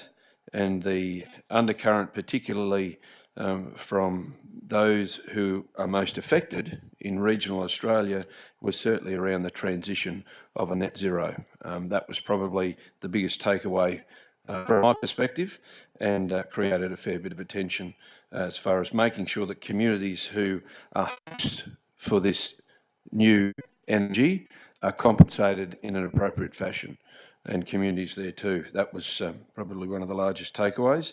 Advocacy for Crestbrook Dam Safety Improvement Project met another milestone of delivering of the business case to the Premier, and we certainly thank the Premier for taking the time to receive that. And only last week, the Local Government Association Regional Organisation of Councils Assembly at Toowoomba took place, and it was my great pleasure to represent not only the Darling Downs South West councillor mayors, but also the councillor mayors of South East Queensland. And the challenges that we face here are not dissimilar to everywhere across the state that we've spoken to, and in fact at the National Assembly, everywhere across Australia. So just probably reinforces sometimes we think it's worse where we are. Well, I can tell you up in those more remote regional areas, it's quite the challenge indeed. So councillors, that's the report. Are there any questions in regard to the report? Councillor Trevor. Thanks, Mayor. With the delegation that's going to Singapore, TISB or Council, has there been any thought given to maybe visiting the Singaporean Army Aviation Base over there, as in they have been here for decades out at Oki? I think whilst somebody from Toowoomba is visiting, maybe we should show the respect of visiting them at their headquarters or wherever it may be, if that's allowed. Yeah, thanks, Councillor Trevor, and certainly the Royal Singapore Republic of Singapore Air Force here celebrated 25 years last year, and our team have been in consultation with them in regard to perhaps similar to what you're talking about. But we've got other strong connections in Singapore as well that have been uncovered over the last couple of months as well. So that's definitely a relationship that we value, and is something that we can certainly have a look into, and we're doing that. Any other questions, councillors? No other questions. The motion is there before you that the Mayor's monthly report be received. Moved by Councillor Rebecca, seconded by Councillor Trevor. Those in favour? Motion's carried unanimously. Okay, we then move, councillors, Kirsten, we're right. We then move, councillors, to item number 12, which is the officer report. And item number 12 includes our motions going forward and the option to support a motion from Southern Downs. And Bailey Garcher is the author. So Bailey, Manager of Governance and Legal, welcome to you. And I'll hand over to you directly. Bailey. Good afternoon, Mayor. Good morning, Mayor. Good morning, councillors. I tabled the report. It's self-explanatory. The motions have been put forward either by ELT members or councillors. In addition to the motions inside the report, we did receive via ISG department a request to support another council's motion at the LGAQ. I'm not sure whether you would do it by letter of support or put your own motion up or support it at the conference. I'd be guided to hear the feedback from the councillors. If there's any additional motions, if you've got wording, you can put that up as well. The timing of this is essential. Motions only can be lodged with a council resolution, okay, and the cut-off date is the 29th of July or 24th July, okay. So it's purely we're here seeking a resolution that these motions are supported, then we can lodge them online in the portal for you. Thank you. So the first motion is a letter to be provided for the draft motion provided by Southern Downs Regional Council. And that motion, if you wanted to, can you go to that motion, Kirsten, please? Which is attachment 2. The motion from Southern Downs. I just wanted to deal with that and see if there's any questions in regard to that, or we're happy. I have to say this is a bit unusual that this does happen. There'll be could be over 100 motions that will come to the conference, and normally as a group of councillors, we meet to discuss all motions and give guidance to those that are representing as delegates. So this is a little unusual if it's come as a request from Southern Downs to support, and often they do, but it's really just to support when you get to the conference. So we can deal with this. Doesn't matter, we can deal with it, but it's normally the case. Councillor Carroll, you had your hand up on that. Thank you, Mr Mayor. It has come to us before, certainly prior to amalgamation, and I think, you know, the motion fits nicely with our council and what its position is. So I think if we just go through the process, I thought there was another one going to come also on soil conservation officers, but I haven't seen it yet. It was flagged at the road group meeting, but I would propose that we should just vote on this and then with support, and that we won't be the only council, but I suppose it's appropriate that we, the neighbours, support this, I guess, and I would propose that this would be the way to do it if the CEO concurs with that. So there is a draft letter from the CEO in regard to support of this motion if it does go through today. Councillor Rebecca, you had your hand up. Yeah, I did. Thanks, Mayor. Through you. I wasn't sure with the Southern Downs motion because it is unusual for it to come to us like this if, in fact, they were asking us to co-sponsor the motion. That doesn't seem to be the case. It's more an awareness that this motion is coming to. Sure. To the conference. Has anyone got any concerns about this particular motion? Because it all is 1 and 2. So then if we go back, Kirsten, if you don't mind, to the motion itself, which has the 2 motions that we're suggesting to put forward, the first of which is the review of the waste levy for all councils, and there's a significant impact on our council if this isn't done as what has been required, which is a review of the waste levy, and that's included in the report. If you can just go down the page fractionally, that's fantastic, using us as a case study. The last paragraph there of the case study is the most significant paragraph for our community. From a community cost perspective, by the end of the financial year 27-28, this is under the current regime, the Toowoomba Regional Council's community will face a shortfall of approximately $11 million. That's $11 million, should no change in policy be made. A shortfall that would need to be recovered through increased rates and or charges.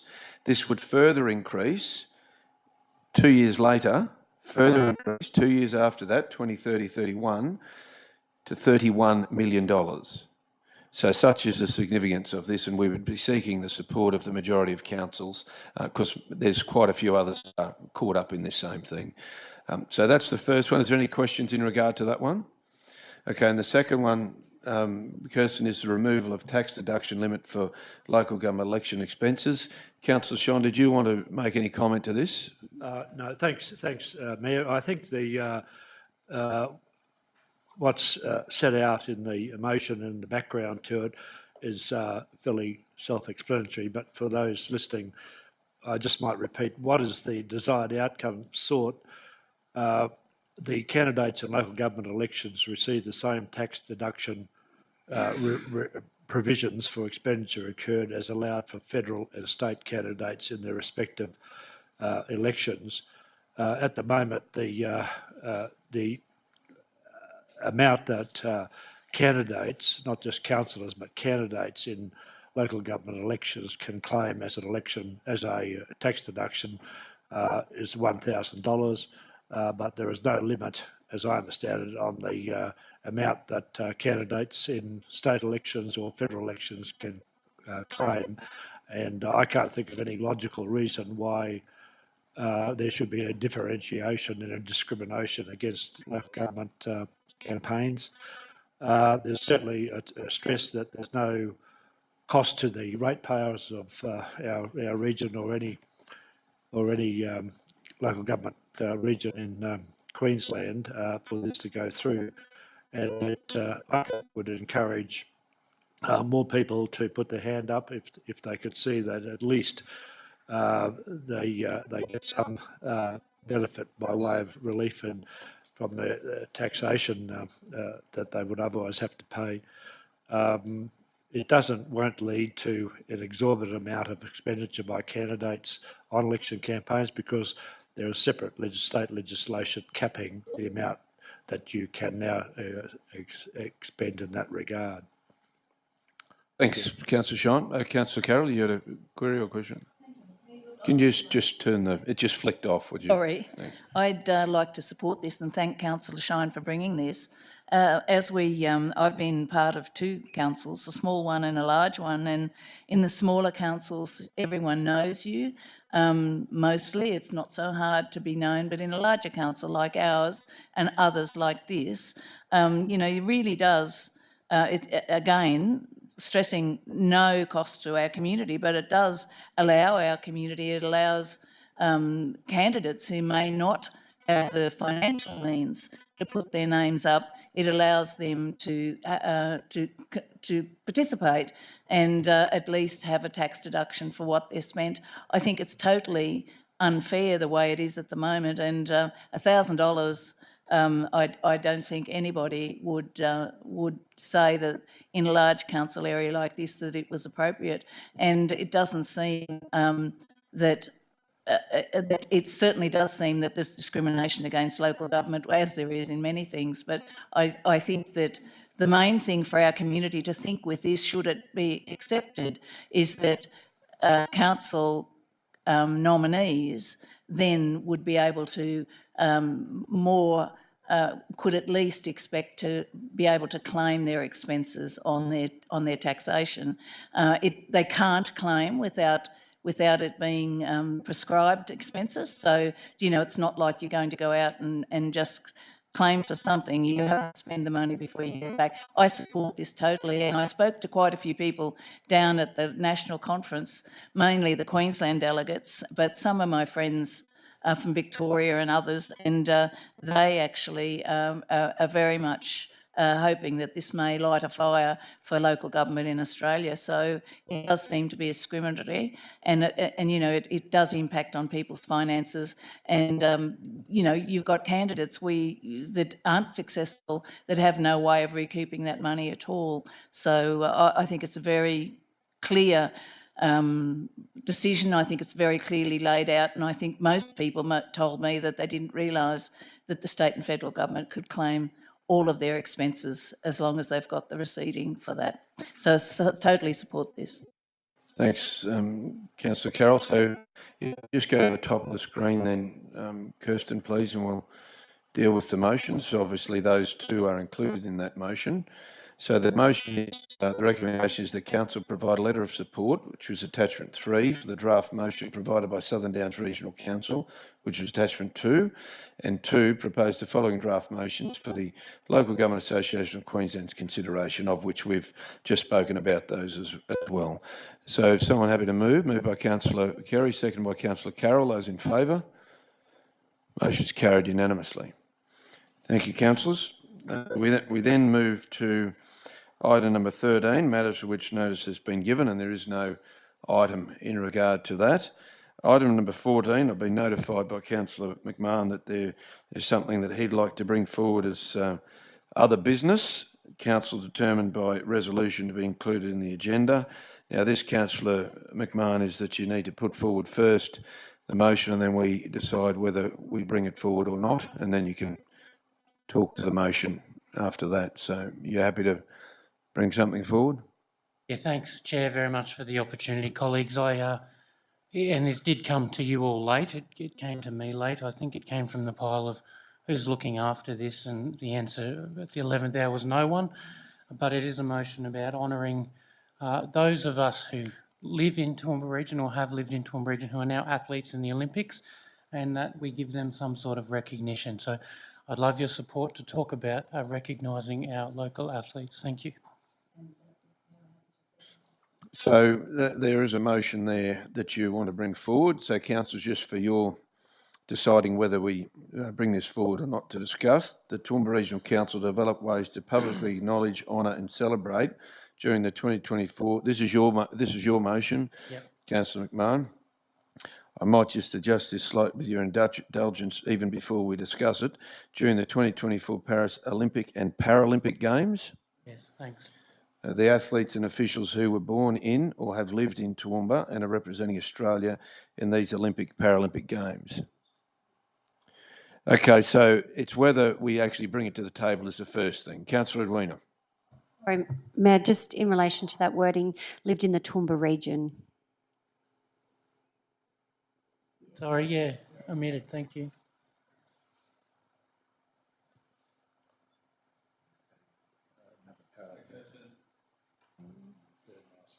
So the first part is to whether we bring that forward or not. Councillor Carroll, you move to bring this forward. Seconder, Councillor Edwina. Those in favour? Okay. Those against? Okay, carried. Councillor Tim. Thank you, colleagues, for allowing this to be built forward. Look, we have some tremendous athletes who were born here or have lived here and are about to represent Australia on the biggest stage on this planet.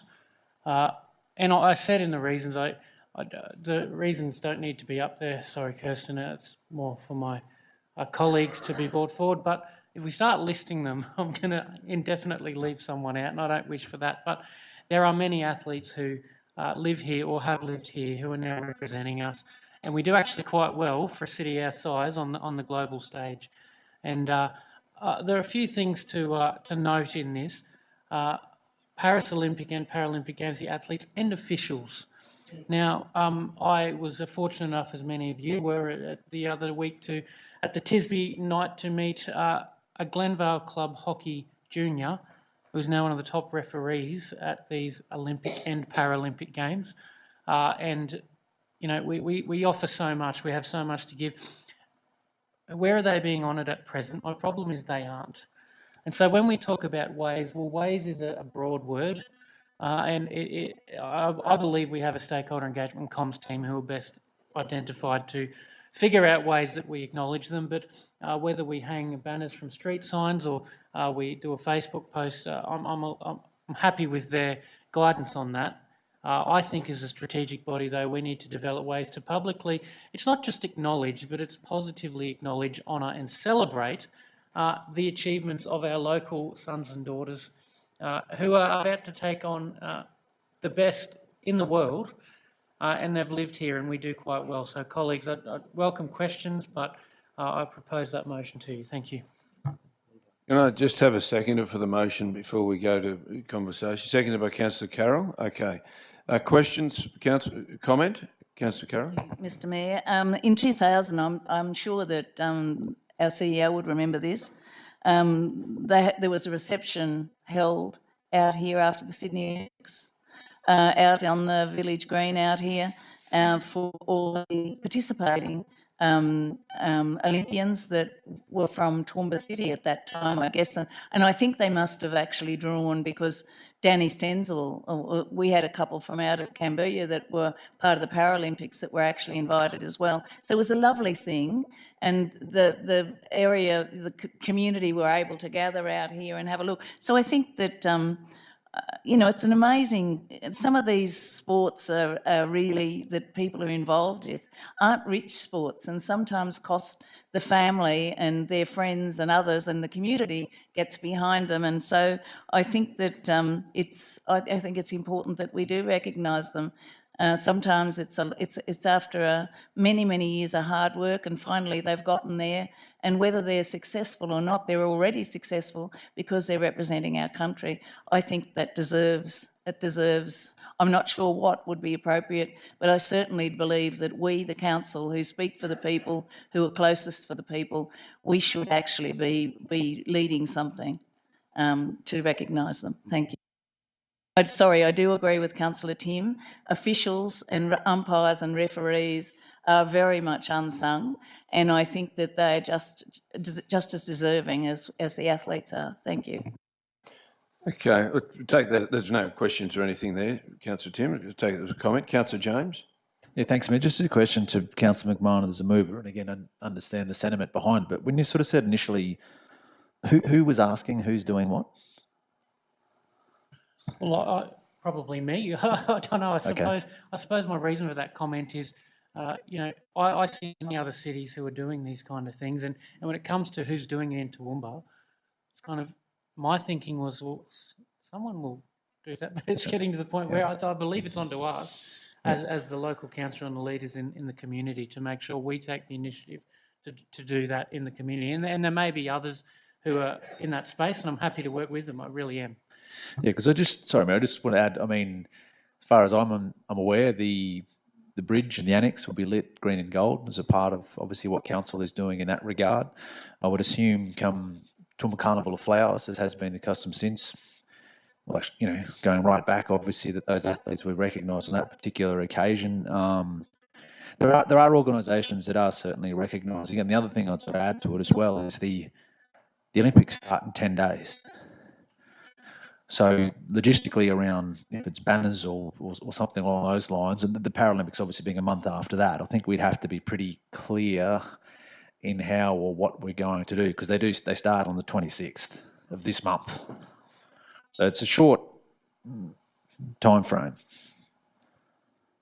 Is probably my concern. I mean, and as I said, there's organisations like Sports Selling recognising the athletes, Toowoomba Hockey Association, of course, with the involvement, of course, of Tatum Stewart and Alicia Newman, the Fairholme School with Dom DeTuit, and no, he's from Southern Downs. I know, but he's just outside. So Pat Tiernan's is the other one. So I mean that's just, well, that's my point, is we're 10 days out and we sort of want to be really clear that we want to support all of our athletes. Like you sort of said, at risk of sort of missing Chris Burton, it's another one. So we're starting, you know what I mean? Like, we're going to miss, there's people here, and then it depends on the definition of what we're describing as Toowoomba region, how long and things like that. So I think our actions through green and gold or what we're doing with the annex is a thing, but you know, but that's all. I guess that's just my. As I'm certainly supportive of supporting anyone that represents our region in any capacity, and I think I've been clear with that for a long time. But as I said, it's 10 days till the Olympics, and if we're talking about banners and things like that, or whatever we're going to do and how we're going to do it, logistically, there's the feel-good part of it's fantastic, but logistically, we've got to be pretty clear of what we're attempting to deliver. Thanks, Councillor. Hang on a minute. Thanks, Councillor James. Councillor Tim, did you have commentary on that? Yeah, in response to that, thanks, Councillor James. I certainly acknowledge your concerns, and I had them myself when I put this. The motion seeks to, first of all, who were born here, who have lived here, and I suppose that's my way of clarifying the criteria. I mean, how long's a piece of string? Peter Bowl was here till year one. You know, there can be some of those changes that may. Look, we'll take it. I don't mind. As far as the banners, I mean, that's an idea. The motion says ways, and I again stress that I think as a strategic body, council can look at ways 10 days out, and I think that's absolutely a doable task. So, like I said, the details of that, I'm happy to work with stakeholder engagement comms.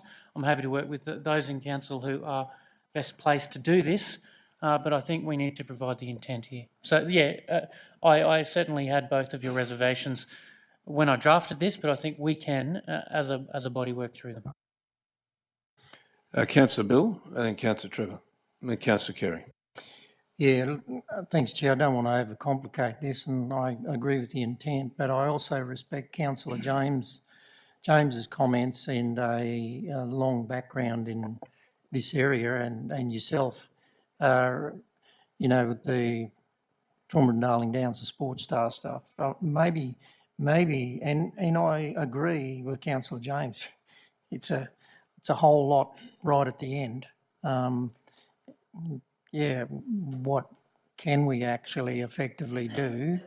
Not saying we shouldn't do anything, but maybe we need to look at, rather than council, but council partner with others in the community, and that opens the door for incorporating initiatives that others are already possibly doing or have done, and would be a brilliant resource to be able to work with to make sure we do whatever we can at this 11th hour, and especially for the Olympics and Paralympics, we've got a little bit more time.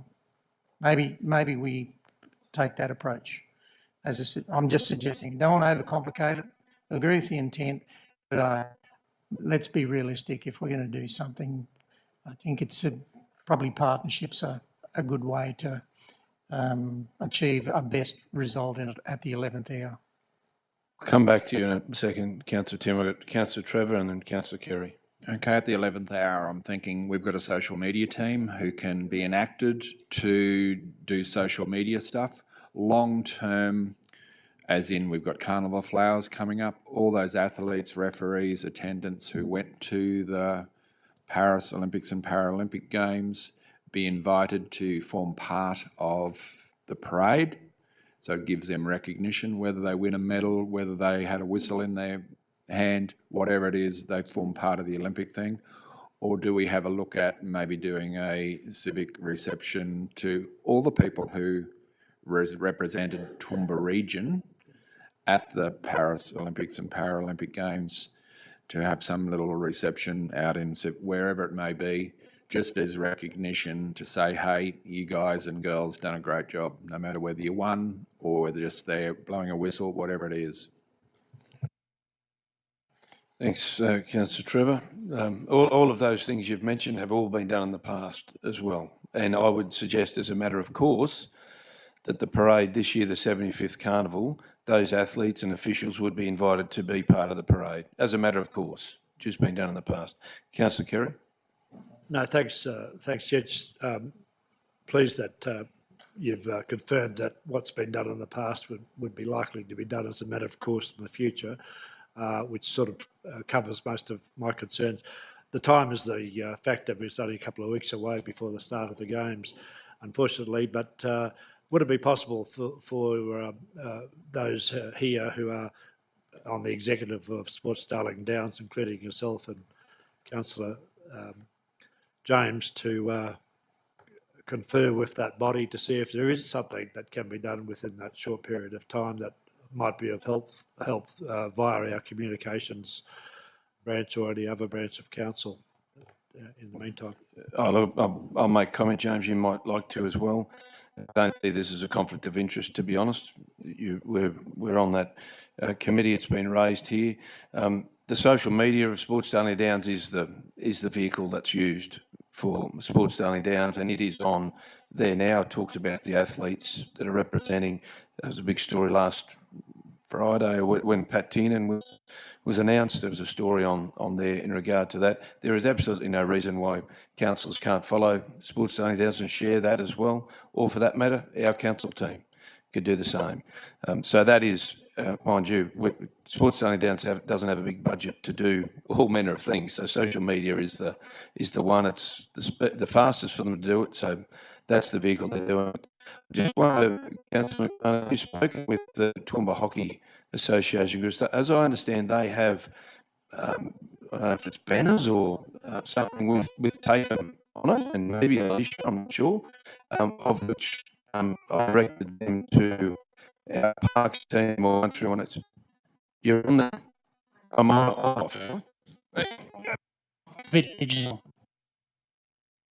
Yeah, we'll get through 4 before the end of the day. Okay.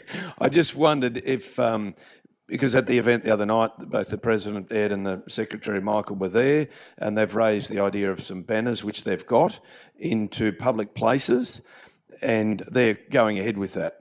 And obviously Tatum would be one of those featured. Is that a conversation that you've had with them? Yeah, I did catch up with the board of the Hockey Association. It wasn't in that detail, to be honest, Chair. I thought they were looking around cardboard cutouts or similar ideas, but I suppose if they're going to do it and promote the hockey players, we're broader than that. I mean, I suppose I want colleagues. This is not an overly complicated situation. And I'm happy to take your guidance on the idea of Ways, which I've put in, but Ways could mean partner with Sports Darling Downs, a great organisation. It could mean partner with hockey. I just think we need to take the lead on this. I agree, there's not a lot of time here, but you know, Trevor's given some amazing examples of what we could do as far as ways to publicly acknowledge them. So yeah, I have had those broader talks with the Hockey Association informally, Chair, but I'm not sure what their specific ways of doing it are, but I think we need to take the lead and talk about all athletes. Thank you.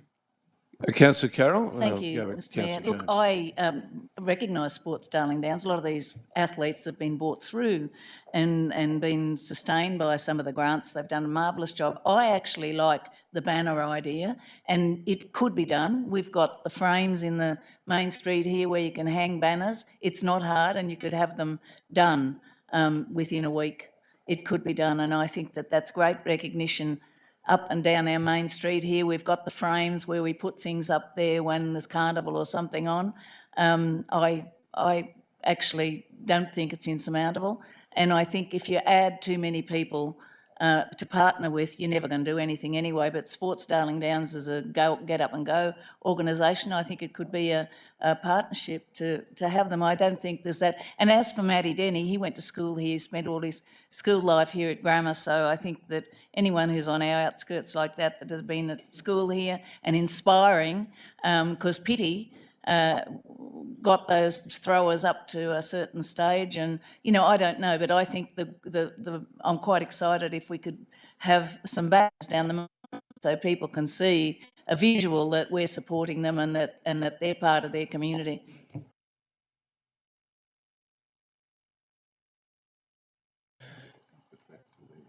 Yeah, so I might just see if Kirsten can just put that on there as a way forward from here. Councillor James. I just, yeah, as I said, I'm supportive of acknowledging the athletes. As I said, I've said that from the get-go. I don't know if it worked, and I submitted I don't know, you guys might be coming up with something here, but I submitted an alternative, which I sent to but yeah, that's what I said. I might just wait, but I was more or less going to say the Toowoomba Regional Council, and then this would be, who's here? Jason's here. So obviously we need to know that it's doable as well, obviously. The Toowoomba Regional Council develop a social media campaign that encourages the community to get behind and be inspired by our Olympic and Paralympic athletes. And as I said, I don't know if that's achievable or not, obviously, but it was just a suggestion. We're talking about different ways to honour them. And I know we sort of talk about saying we have to lead the way. Well, we're not. It's 10 days out, so we're not leading the way. If we were leading the way, we would have come up with it 110 days ago. So I think, yep, fantastic. Let's find a way to honour them. We're already doing the bridge and things like that, which is it's about getting behind Australia Green and Gold. But anyway, I'll see what the CEOs. That was just a suggestion I sent through. So you've sent that through, James. Okay, we've got a mover in a second for the first motion. Councillor James asked Jason, I'm happy for you to comment on this. If you, from a workload perspective, is this something that you see? And I know that's not your specialty, but it's certainly something that you're part of. We'll try one of those and see what Can't guarantee it, mate. Through you, Mr. Mayor, and hopefully that's working. Yeah, certainly I understand the intent and the sentiment behind today's discussion, so I can certainly take that back to the team that look after our social media channels. Look, I would think that it's absolutely doable that we acknowledge in some way the athletes from our region heading off to Paris, or those that already potentially have. So absolutely, we can also have a media release from the mayor, sending them on their way, all sorts of different things as well, in addition to the things that are already underway in terms of lighting up our civic buildings and facilities around the city. Absolutely, it can be done.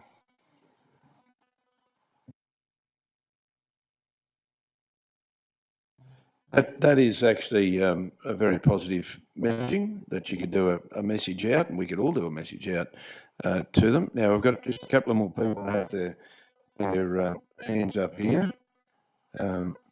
Effectively, this is a way of moving forward to make sure that the Mayor and Chief Executive be delegated authority to consult with councillors to develop and implement initiatives. From my perspective, we've probably got enough ideas that have come through from here already. To be fair, I've got Councillor Trevor first, Councillor Carroll. Well, let me just go to Councillor Trevor first. You hold that. We'll go to Councillor Trevor first. Just on hockey itself, when Councillor Shine and myself went out there to present awards for the under-14 state championships, the committee out there were already getting, and hopefully they're there now, cardboard cutouts of Tatum O'Neill. So they did request for that to be put in one of our areas, maybe the library or somewhere, because you just can't put it out in the street. For the fact is, or downstairs here, but somewhere where public can see it more. Probably not here because they don't see it as often, but somewhere, or a window somewhere. Just recognising that, but that could be a thought with other athletes or officials or referees as well. And I don't know the cost of that, but yeah. But it was just a thought, and that's what's come from the Hockey Association. Thanks, Councillor Trevor. That was what I mentioned earlier in regard to Councillor Tim, that had come through from Michael Trussinger in regard to a cutout or some description of Tatum, and I put him on to, if it's a public place, then the authority will be council. If it's a private enterprise, which could be a shop front, or it could be somewhere then that could be dealt with there. So that was the last conversation I had with Michael, which was only early last week, and hopefully he's taken that up for the next stage, which would be to ring 131872 and go through whichever authority it is, authority of Parks Authority. Then he'd go through that process. But the port of call was 131872 to navigate that through.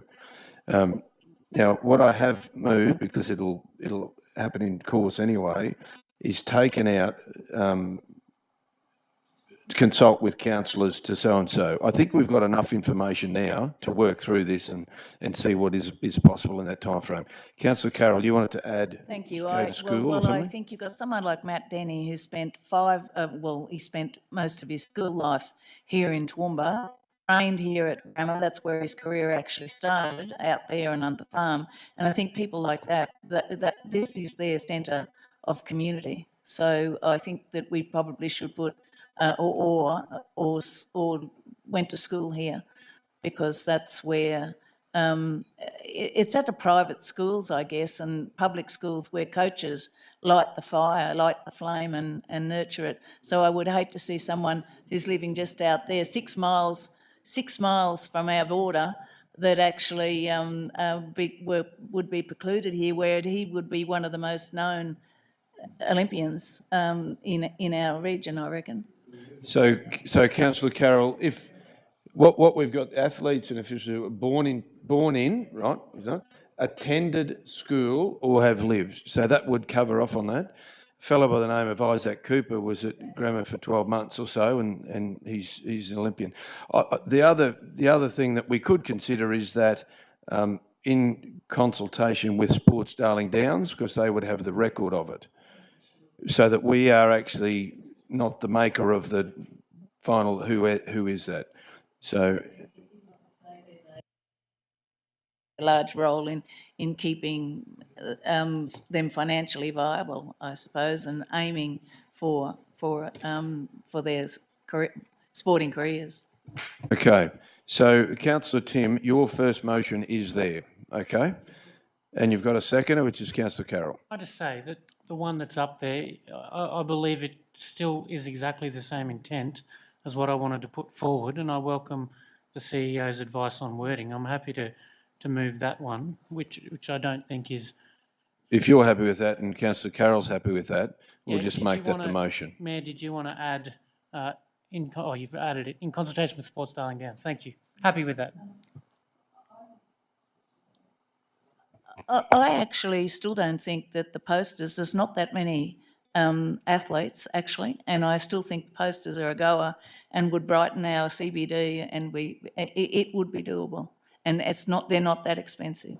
Yeah, no, I think that could all be part of what that may be, encapsulated in that. There's been some good ideas come through. I think overwhelmingly, we're very excited and very pleased with the fact that we've got athletes that have even stepped a toe in our region, representing us in the Olympics, Paralympics. Councillor Bill, and then we might close this off, I think. Yeah, look, I support it. I don't wish to debate, but just remember the word region. If we're going to put banners up or do things, and it's got to be in the context of our existing budget. I'm sure the CEO will be acutely aware of that.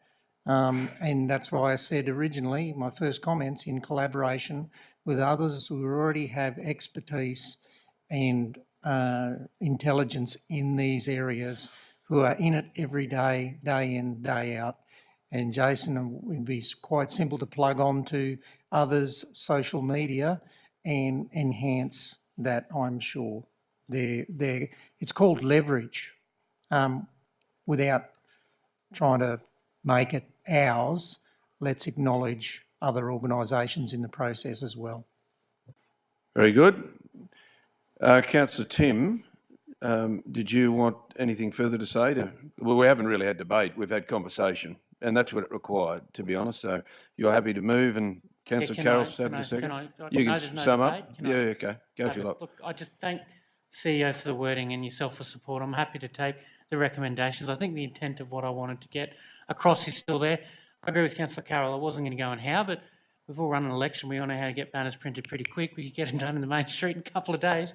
But working with the Mayor and the CEO, and consultation with the experts in the field, Sports Darling Downs, the intent that was we celebrate and we honour our athletes in both Olympics and Paralympic Games, and I think this does that. So thank you, colleagues, for your help and your consideration. I'm happy to move. Okay, and Councillor Carroll's happy to second. Any need to go into debate? Okay, let's put it to the vote. Those in favour? That's unanimous. Thank you, councillors. We then move to item number 15, which is the closing of the meeting of the public, and that is in relation to section 254J3 of the Local Government Regulation to consider the confidential Chief Executive Officer's monthly report for July. If someone move that we go into close, moved by Councillor Edwina, seconded by Councillor Kerry. Those in favour? Motion's carried unanimously.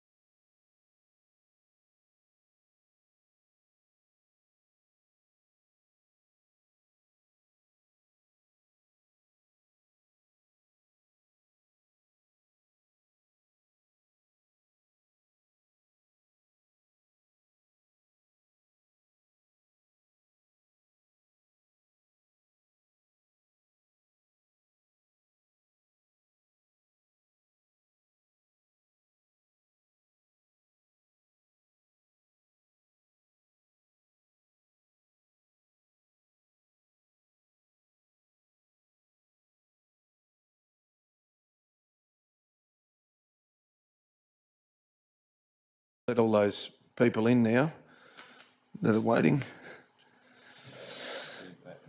Yeah, just be careful. Jay was out there wanting to come in.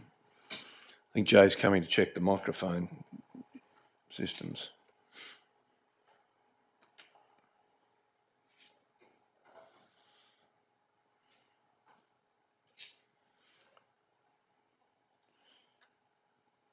Okay, Kirsten, you'd let me know when you're back on.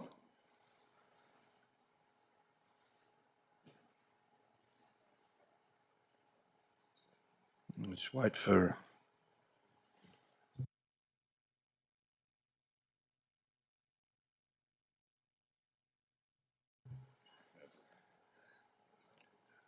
Right to go.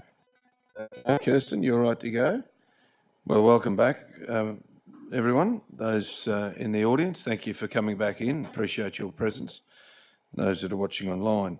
The motion before us is quite simply that Council note the Chief Executive Officer's advice, and this is item 16.1. Moved by Councillor Shine. Do I have a seconder? Seconded by Councillor Rebecca. Those in favour? Motion's carried unanimously. Councillor, we might move to adjourn. If I can have someone to move that and return at 1 p.m. Moved by Councillor Trevor, seconded by Councillor Bill. Those in favour? Motion's carried unanimously. Back at 1 p.m.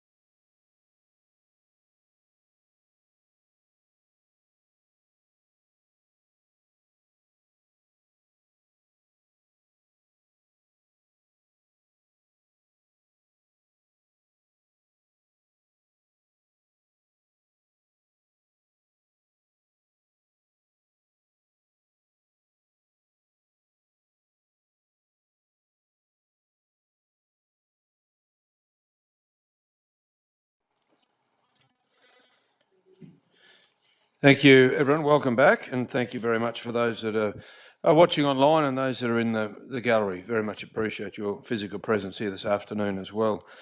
We do have the final section of today's ordinary meeting, which is the group reports, item number 17, and 17.1 is the planning and development group report, and very pleased to welcome Adam Goulds here today. Adam, welcome to you, acting or sitting in for Dr. Nicola as the GM. Welcome, Adam.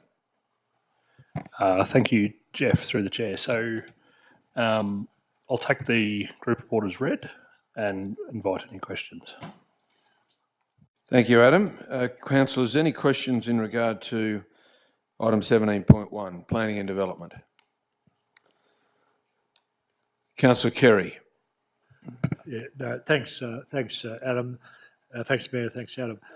Just in relation to under the heading planning, items items 1 and item 2 refers to 56% being determined within the statutory time frames and then 75%. Is that fairly normal, or is that lower than usual? And if so, would you know why? Can you just, Councillor Shine, just to assist Adam, given that he's not the author of a report, can you just give a little bit more finer details of where that might be? Yeah, well, it's in item 17.1 and it's on page two under planning, the first 2 dot points. Good, thank you. Thanks, Adam. All right, through the chair. So they're just those first 2, the percentages there seem a bit lower than, for example, others. Yeah. That's, to me, that would be probably a little bit lower than normal. It is a stat that can vary a bit because impact assessable applications often go longer than the 35 business day approval timeframe, and I guess they don't have the same deemed approval limitations that code accessible applications. So you can see a bit of variation with that. And that's the normal reason why they go beyond that time frame. Code accessible applications are normally pretty tight within that. If we go beyond that, it's normally through a mutual agreement extension process, which shows up in the stats as being out of statutory timeframes, but the Act allows you to extend it with a mutual agreement. So between council and the developer. I haven't looked back on previous meetings to see what the percentages were, but whether it's abnormal or not. But yeah, anyway, we'll keep an eye on it. Thank you. Thanks, Councillor Shine. Any other questions? Adam, this might be a question on notice, but on page 3, under the Regional Architecture and Heritage team involved in a number of projects, 5. Toowoomba Open House, liaison with Australian Institute of Architects and other open house events and its future structure. So I'm just wondering whether that's pre-COVID, that was seemed quite a popular activity, and there was one only in Brisbane, I think it was last weekend, the weekend just gone actually. So I'm wondering whether this is a conversation to bring that back to Toowoomba, and if so, perhaps it's a question on notice what time of year that might be. Yeah, I'll take that on notice. I'll discuss it with Jade from the Place branch, and I'll let you know. Thank you, Adam. Councillor Trevor. It's probably a question on notice as well. In the same category there, reviewing the heritage incentives policy. Obviously a question on notice, unless you know something. Through the chair, I don't know a lot about the heritage incentives policy. I know it has had some varied take-up through time. So I can talk to Jade, who's the manager of Place, and take that on notice. Thank you. Terrific. Thanks very much. If there's no other questions, councillors, the recommendation is there before us, which is quite simply to receive, I would assume, that the Planning and Development Group report be received. Someone moved by Councillor Trevor, seconded by Councillor Kerry. Those in favour? Motion's carried unanimously. Thanks very much, Adam. We move then to item 17.2, which is water and waste services, and acknowledge and welcome Jake Passy to come forward. Jake, welcome to you, and congratulations again on yesterday with the official opening of the $40 million stage for Mount Kinel. Good afternoon, councillors, and thank you, Mr Mayor. It was a fantastic event yesterday and a good, I suppose from a water and waste perspective, a fantastic demonstration of what teamwork can achieve. The amount of shutdowns that occurred through that project, the close work with contractors and our water and waste services staff and the operators at the treatment plant meant that there was no disruptions at all to the community's water supply during that project, so a fantastic outcome. In relation to the group report, I'm happy as always to take the report as read. I guess the only feature I'd like to point to councillors is that there's a new attachment to the report, which is highlights the progress that has been made on the dam safety upgrade project, and that report will continue for the duration of the project, and hopefully that gives councillors and the community some understanding of the work that is being conducted in that project or on that project through the duration of it. So happy to take any questions, Mr Mayor. Thank you. Thank you very much, Jake. Councillor, is there any questions? Councillor Kerry? Yeah, no, thanks, thanks, Chair. Just looking at the water operations, 17.2 water operations, particularly at Kubi Dam, in the light of comments I think you might have made recently about its depth or lack of depth and evaporation. The figures there indicate, to a layman's mind anyway, to my mind, 127.8 mLs. Would seem to be a very high level of evaporation compared with the size of Crestbrook and Perseverance. Can you elaborate on that at all? Yes, thank you, Councillor Shine. Absolutely. Kubi is a fantastic water storage. However, it does suffer essentially from having quite a large surface area in comparison to its depth.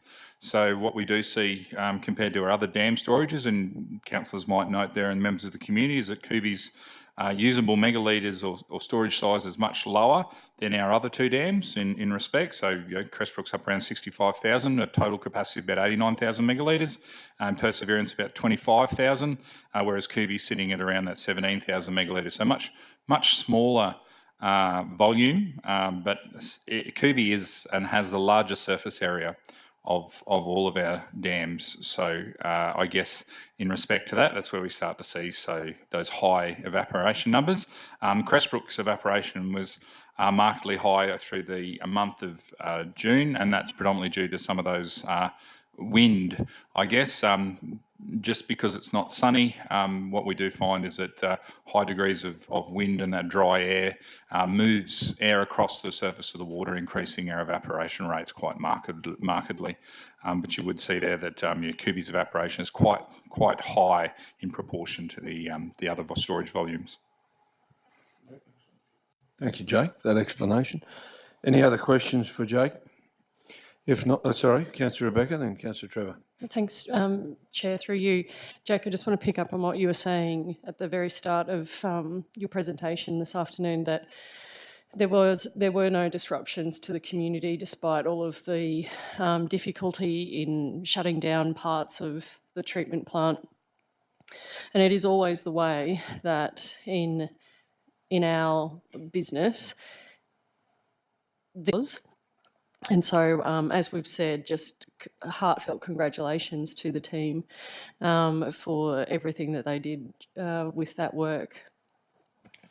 Thank you, Deputy Mayor. The only thing I'd say for the community's benefit is it wasn't just at times, yes, there were parts of the treatment plant that were shut down, but through that project, the entire treatment plant had in fact been shut down, and in some instances for up to 24 hours. So significant coordination, not just within our treatment plant operators, but also our network operators, plumbers, fitters, electricians. It was all a massive teamwork to make sure that the community was not affected. Wonderful, thank you. Thanks, Deputy Mayor. Councillor Trevor? Just with the waste operations there, it's a credit to the guys and girls out there with the Reviver reuse shops of how much, what's it, 35 tonnes of reusable items for June, and then that mattress dismantling, which is great. With the Reviver reuse shops, is there a profit made out of that, or is it basically taken into account with the whole thing of 35 tonnes last month not going into landfill, so to speak? So there is a tender. Thank you, Councillor, for those questions. But Reviver does tender for the opportunity to reuse the waste, or at least to scavenge or to grab waste in that respect. And so there is a small amount of revenue that's returned to council as a result of that. But as you said there, Councillor Manteuffel, the opportunity costs are far greater. The cost of per tonne of waste and the waste levy, and avoiding those costs to council is a fantastic thing. And anywhere where we can reuse and recycle is always a fantastic outcome for the council in the region.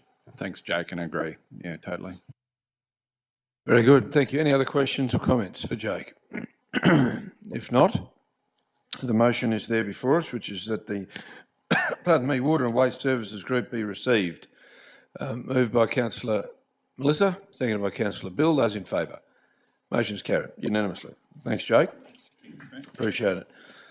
We move then to item 17.3, which is the infrastructure services, and we've got Eric Clark today, acting GM for infrastructure services. Eric, welcome to you.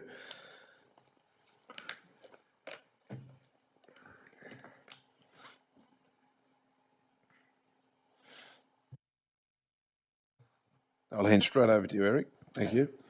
Okay, the report's there before you. The culmination of another big year with our DRFA, our capital works and our operational works, and I think that's been quite a successful year to stay within budget and deliver what we've done throughout the year. So it's been a great effort by the teams all around. I'll open to any questions. Thank you, Eric, very much indeed. Councillor Gary? What percentage of works does council do themselves in that flood recovery, or is it all done by external? No, it's about 30-odd% is the... 30% done by... Yeah, around about the 30%. Yeah. Okay. It's been a third. I was just looking in the... I couldn't recall whether in the final page of the report where they've got the DRFA summary, whether there was a break. It doesn't matter, I was just wondering if you did any. Yeah, it's generally about 30. Yeah, okay. And how do you cost your own plant, if you don't mind me asking? Does your plant go as a cost to the project, or is it carried in fleet and management? Or the plant is charged to the job so that we recover the plant costs. We have an hourly plant hire rate that gets charged. If it's working on maintenance, get charged at maintenance. If it's working on a TMR project, it gets charged to TMR. DRFA, that enables us to recover our costs against the project and against funding sources that are available. So okay. It's important that we do that. Okay. And that's somewhere what you're, I suppose it's like a plant hire business, what it makes and what it costs. Is that... Effectively, our fleet services or fleet and logistics, as the department acts as a plant hire service to us. Yeah. Okay. Thank you. Any other questions, Councillor Adjournment? Thank you, Chair. Thanks, Eric. Just a quick question in relation to this note here. Due to ongoing safety concerns and congestion concerns, Bus Queensland ceased servicing the internal bus stop at the base hospital as of the 24th of June. Are those concerns, this is on the first page of the report, are they personal safety, or is it the safety just road safety concerns? Yeah. Just curious. Eric will answer that one. Yeah, it's predominantly just the interaction between pedestrians and the traffic, and interactions between the traffic, so road safety with all the people involved. So yeah. Okay, so there's no bus at the moment servicing the hospital, or there is, and it will return? It's servicing the hospital, but it's outside the hospital grounds at the moment, and we hope to have it back within the hospital grounds. They've committed to do that, as it's noted there, within 2 years. Okay, thank you. Yeah, thanks, Eric. Councillor Carroll, did you have Councillor Trevor? Just going to say there that the use of buildings and things up there, like the Jeff Preble building and stuff that's changed, and I saw it up there myself, and the people walking out of the car park there just straight over the thing. So I think, but we were told about that at a information session, and they have offered, I think, Eric, and you can correct me if I'm wrong, they're going to get a gopher or something to take people up as needed. I'm uncertain, Councillor. Sorry. It was down, and then when they did works, they shifted it down to the bottom. It's not a good outcome because it's so high, so steep for people to climb up there, but they've shifted it back down there for the time being. But they did comment that they would transport people with a go. I don't know how they're going to do that, whether they're going to have something there, but that's what they said they would do. Yeah, it's quite a steep climb for someone who's a little bit fragile or something. Yeah. Councillor Trevor. Thanks, Mayor. This the Mount Lofty Hooning, I think that's more Prince Henry Heights. How's that investigation going, or have we got to any conclusions yet? Or is... I'll have to plead a bit ignorant on that. I can comment, though, that works have been undertaken up there as part of last year's capital budget, traffic calming works and improvements which were constructed in association with improvements to the park area there. So the open area of bitumen has been significantly reduced, and we have traffic calming measures up there.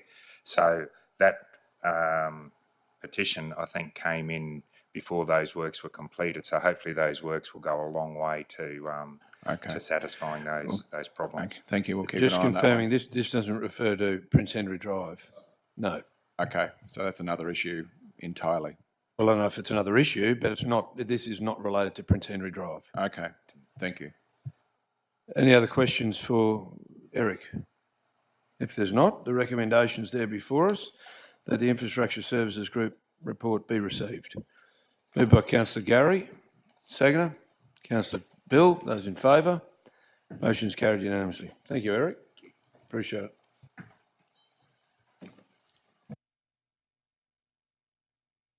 Okay, we'll move then to item 17.4, councillors, which is the Environment Community Services Group report. Welcome to Nick Hauser, the GM for Environment Community Services. Welcome, Nick, and I'll hand straight over to you. Thank you, Mayor. Good afternoon, councillors. The group report for Environment Community Services is included in your agenda papers, and I'm happy to take any questions that you might have emanating from that report. Thank you, GM Nick. Any questions, councillors, in regard to, or comments in regard to the Environment Community Services? Councillor Tim. Thanks, Nick. Aluna Lights or their representatives, we're going to have an info session on that, or just that paragraph here for the sort of the debrief?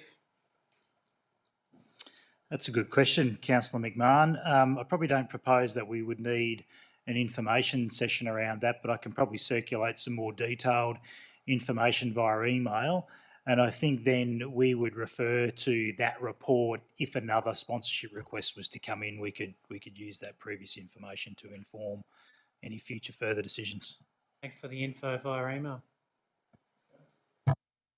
Terrific. Any other questions? If not, there's a motion before us that the Environment and Community Services Group report be received. Councillor James move, Councillor Tim second. Those in favour? Motion's carried unanimously. Thank you, Nick.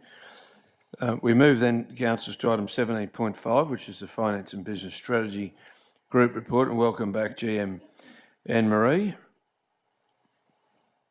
It's our final group report for the day, councillors, and those watching online and those in the room. I'll hand directly over to you, Anne-Marie. Good afternoon, councillors. So happy to take the report as read and take any questions. Very good. Councillor Shine. Yeah, no, thanks, Chair. It might be a question for the CEO. It's in relation to the customer communication engagement box there. The Office of Chief Executive Officer percentage complete in response time varies somewhat from the others. Is this sort of a one-off type situation, or it's something that's a normal run-of-the-mill type of situation? Without having direct knowledge of that, it would be in relation to the governance area and legal services area, and a lot of those are complex issues that remain open for a considerable amount of time. So that would probably be the short answer, I would think, in relation to that, but I can get you some further detail. Any other questions, councillors, in regard to finance and business? I guess, Anne-Marie, the only comment I would make is in regard to the local spend, our target of 60%, noting that this is at this time and that may change percentages one way or the other before the final year reporting in September, October. But it would occur to me that $231 million spent locally under local spend is a record amount spent by this local council, locally, by almost $27 million. That's correct. Sorry, it is a record spend since we started on this drive to really push that local supplier engagement. And I think the EPR session yesterday, one of the graphs there showed the, historically how we have tracked. So it's quite clear to say that this is a record local spend for Toowoomba Regional Council. Councillor Gary. Does that local spend include companies like Richards, pick up the waste, or are they classified as local, or are they classified as? If they're not a local supplier, they won't be local. So even if they're working local, they must have an office and employ local people. So we're quite strict around that definition. And you can't, so we've had a couple of... office, I guess. Must have an office and employ local. It's more of a curiosity question. It's the definition of local. So they need to have they need to have an office, and they need to employ local people, which they do. Yeah. But I guess I mention that to councillors because we're often asked as individuals, what are we doing for local business? What are we doing for business in our community? And there's probably no greater impact that we can have than to encourage council to spend local. And that impact of $231 million into our economy, the multiplier effect of that is estimated between 1 in 4, conservatively 1 in 4 on studies across the nation from a local government spend. So it's a nice one just to have in the back of your back pocket, $231 million spent last year locally, which then flows on through the economy. Any other questions or comments for Anne-Marie? If there are no further comments or questions,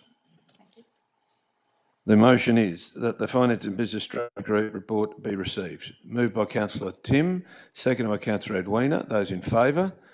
Motion's carried unanimously. So we then move to item 18, councillors, which is the closure of the meeting. And in doing so, I just wanted to thank you all for the way in which we've participated in a number of different debates that took place today and found resolutions simply by discussing things in a very considered manner. I just want to acknowledge that. Thank you, CEO Brian. Kirsten, thank you very much for your work, and all of those who've taken part in the meeting, those watching online, and definitely those who've been in attendance in the gallery. Thank you very much and good afternoon.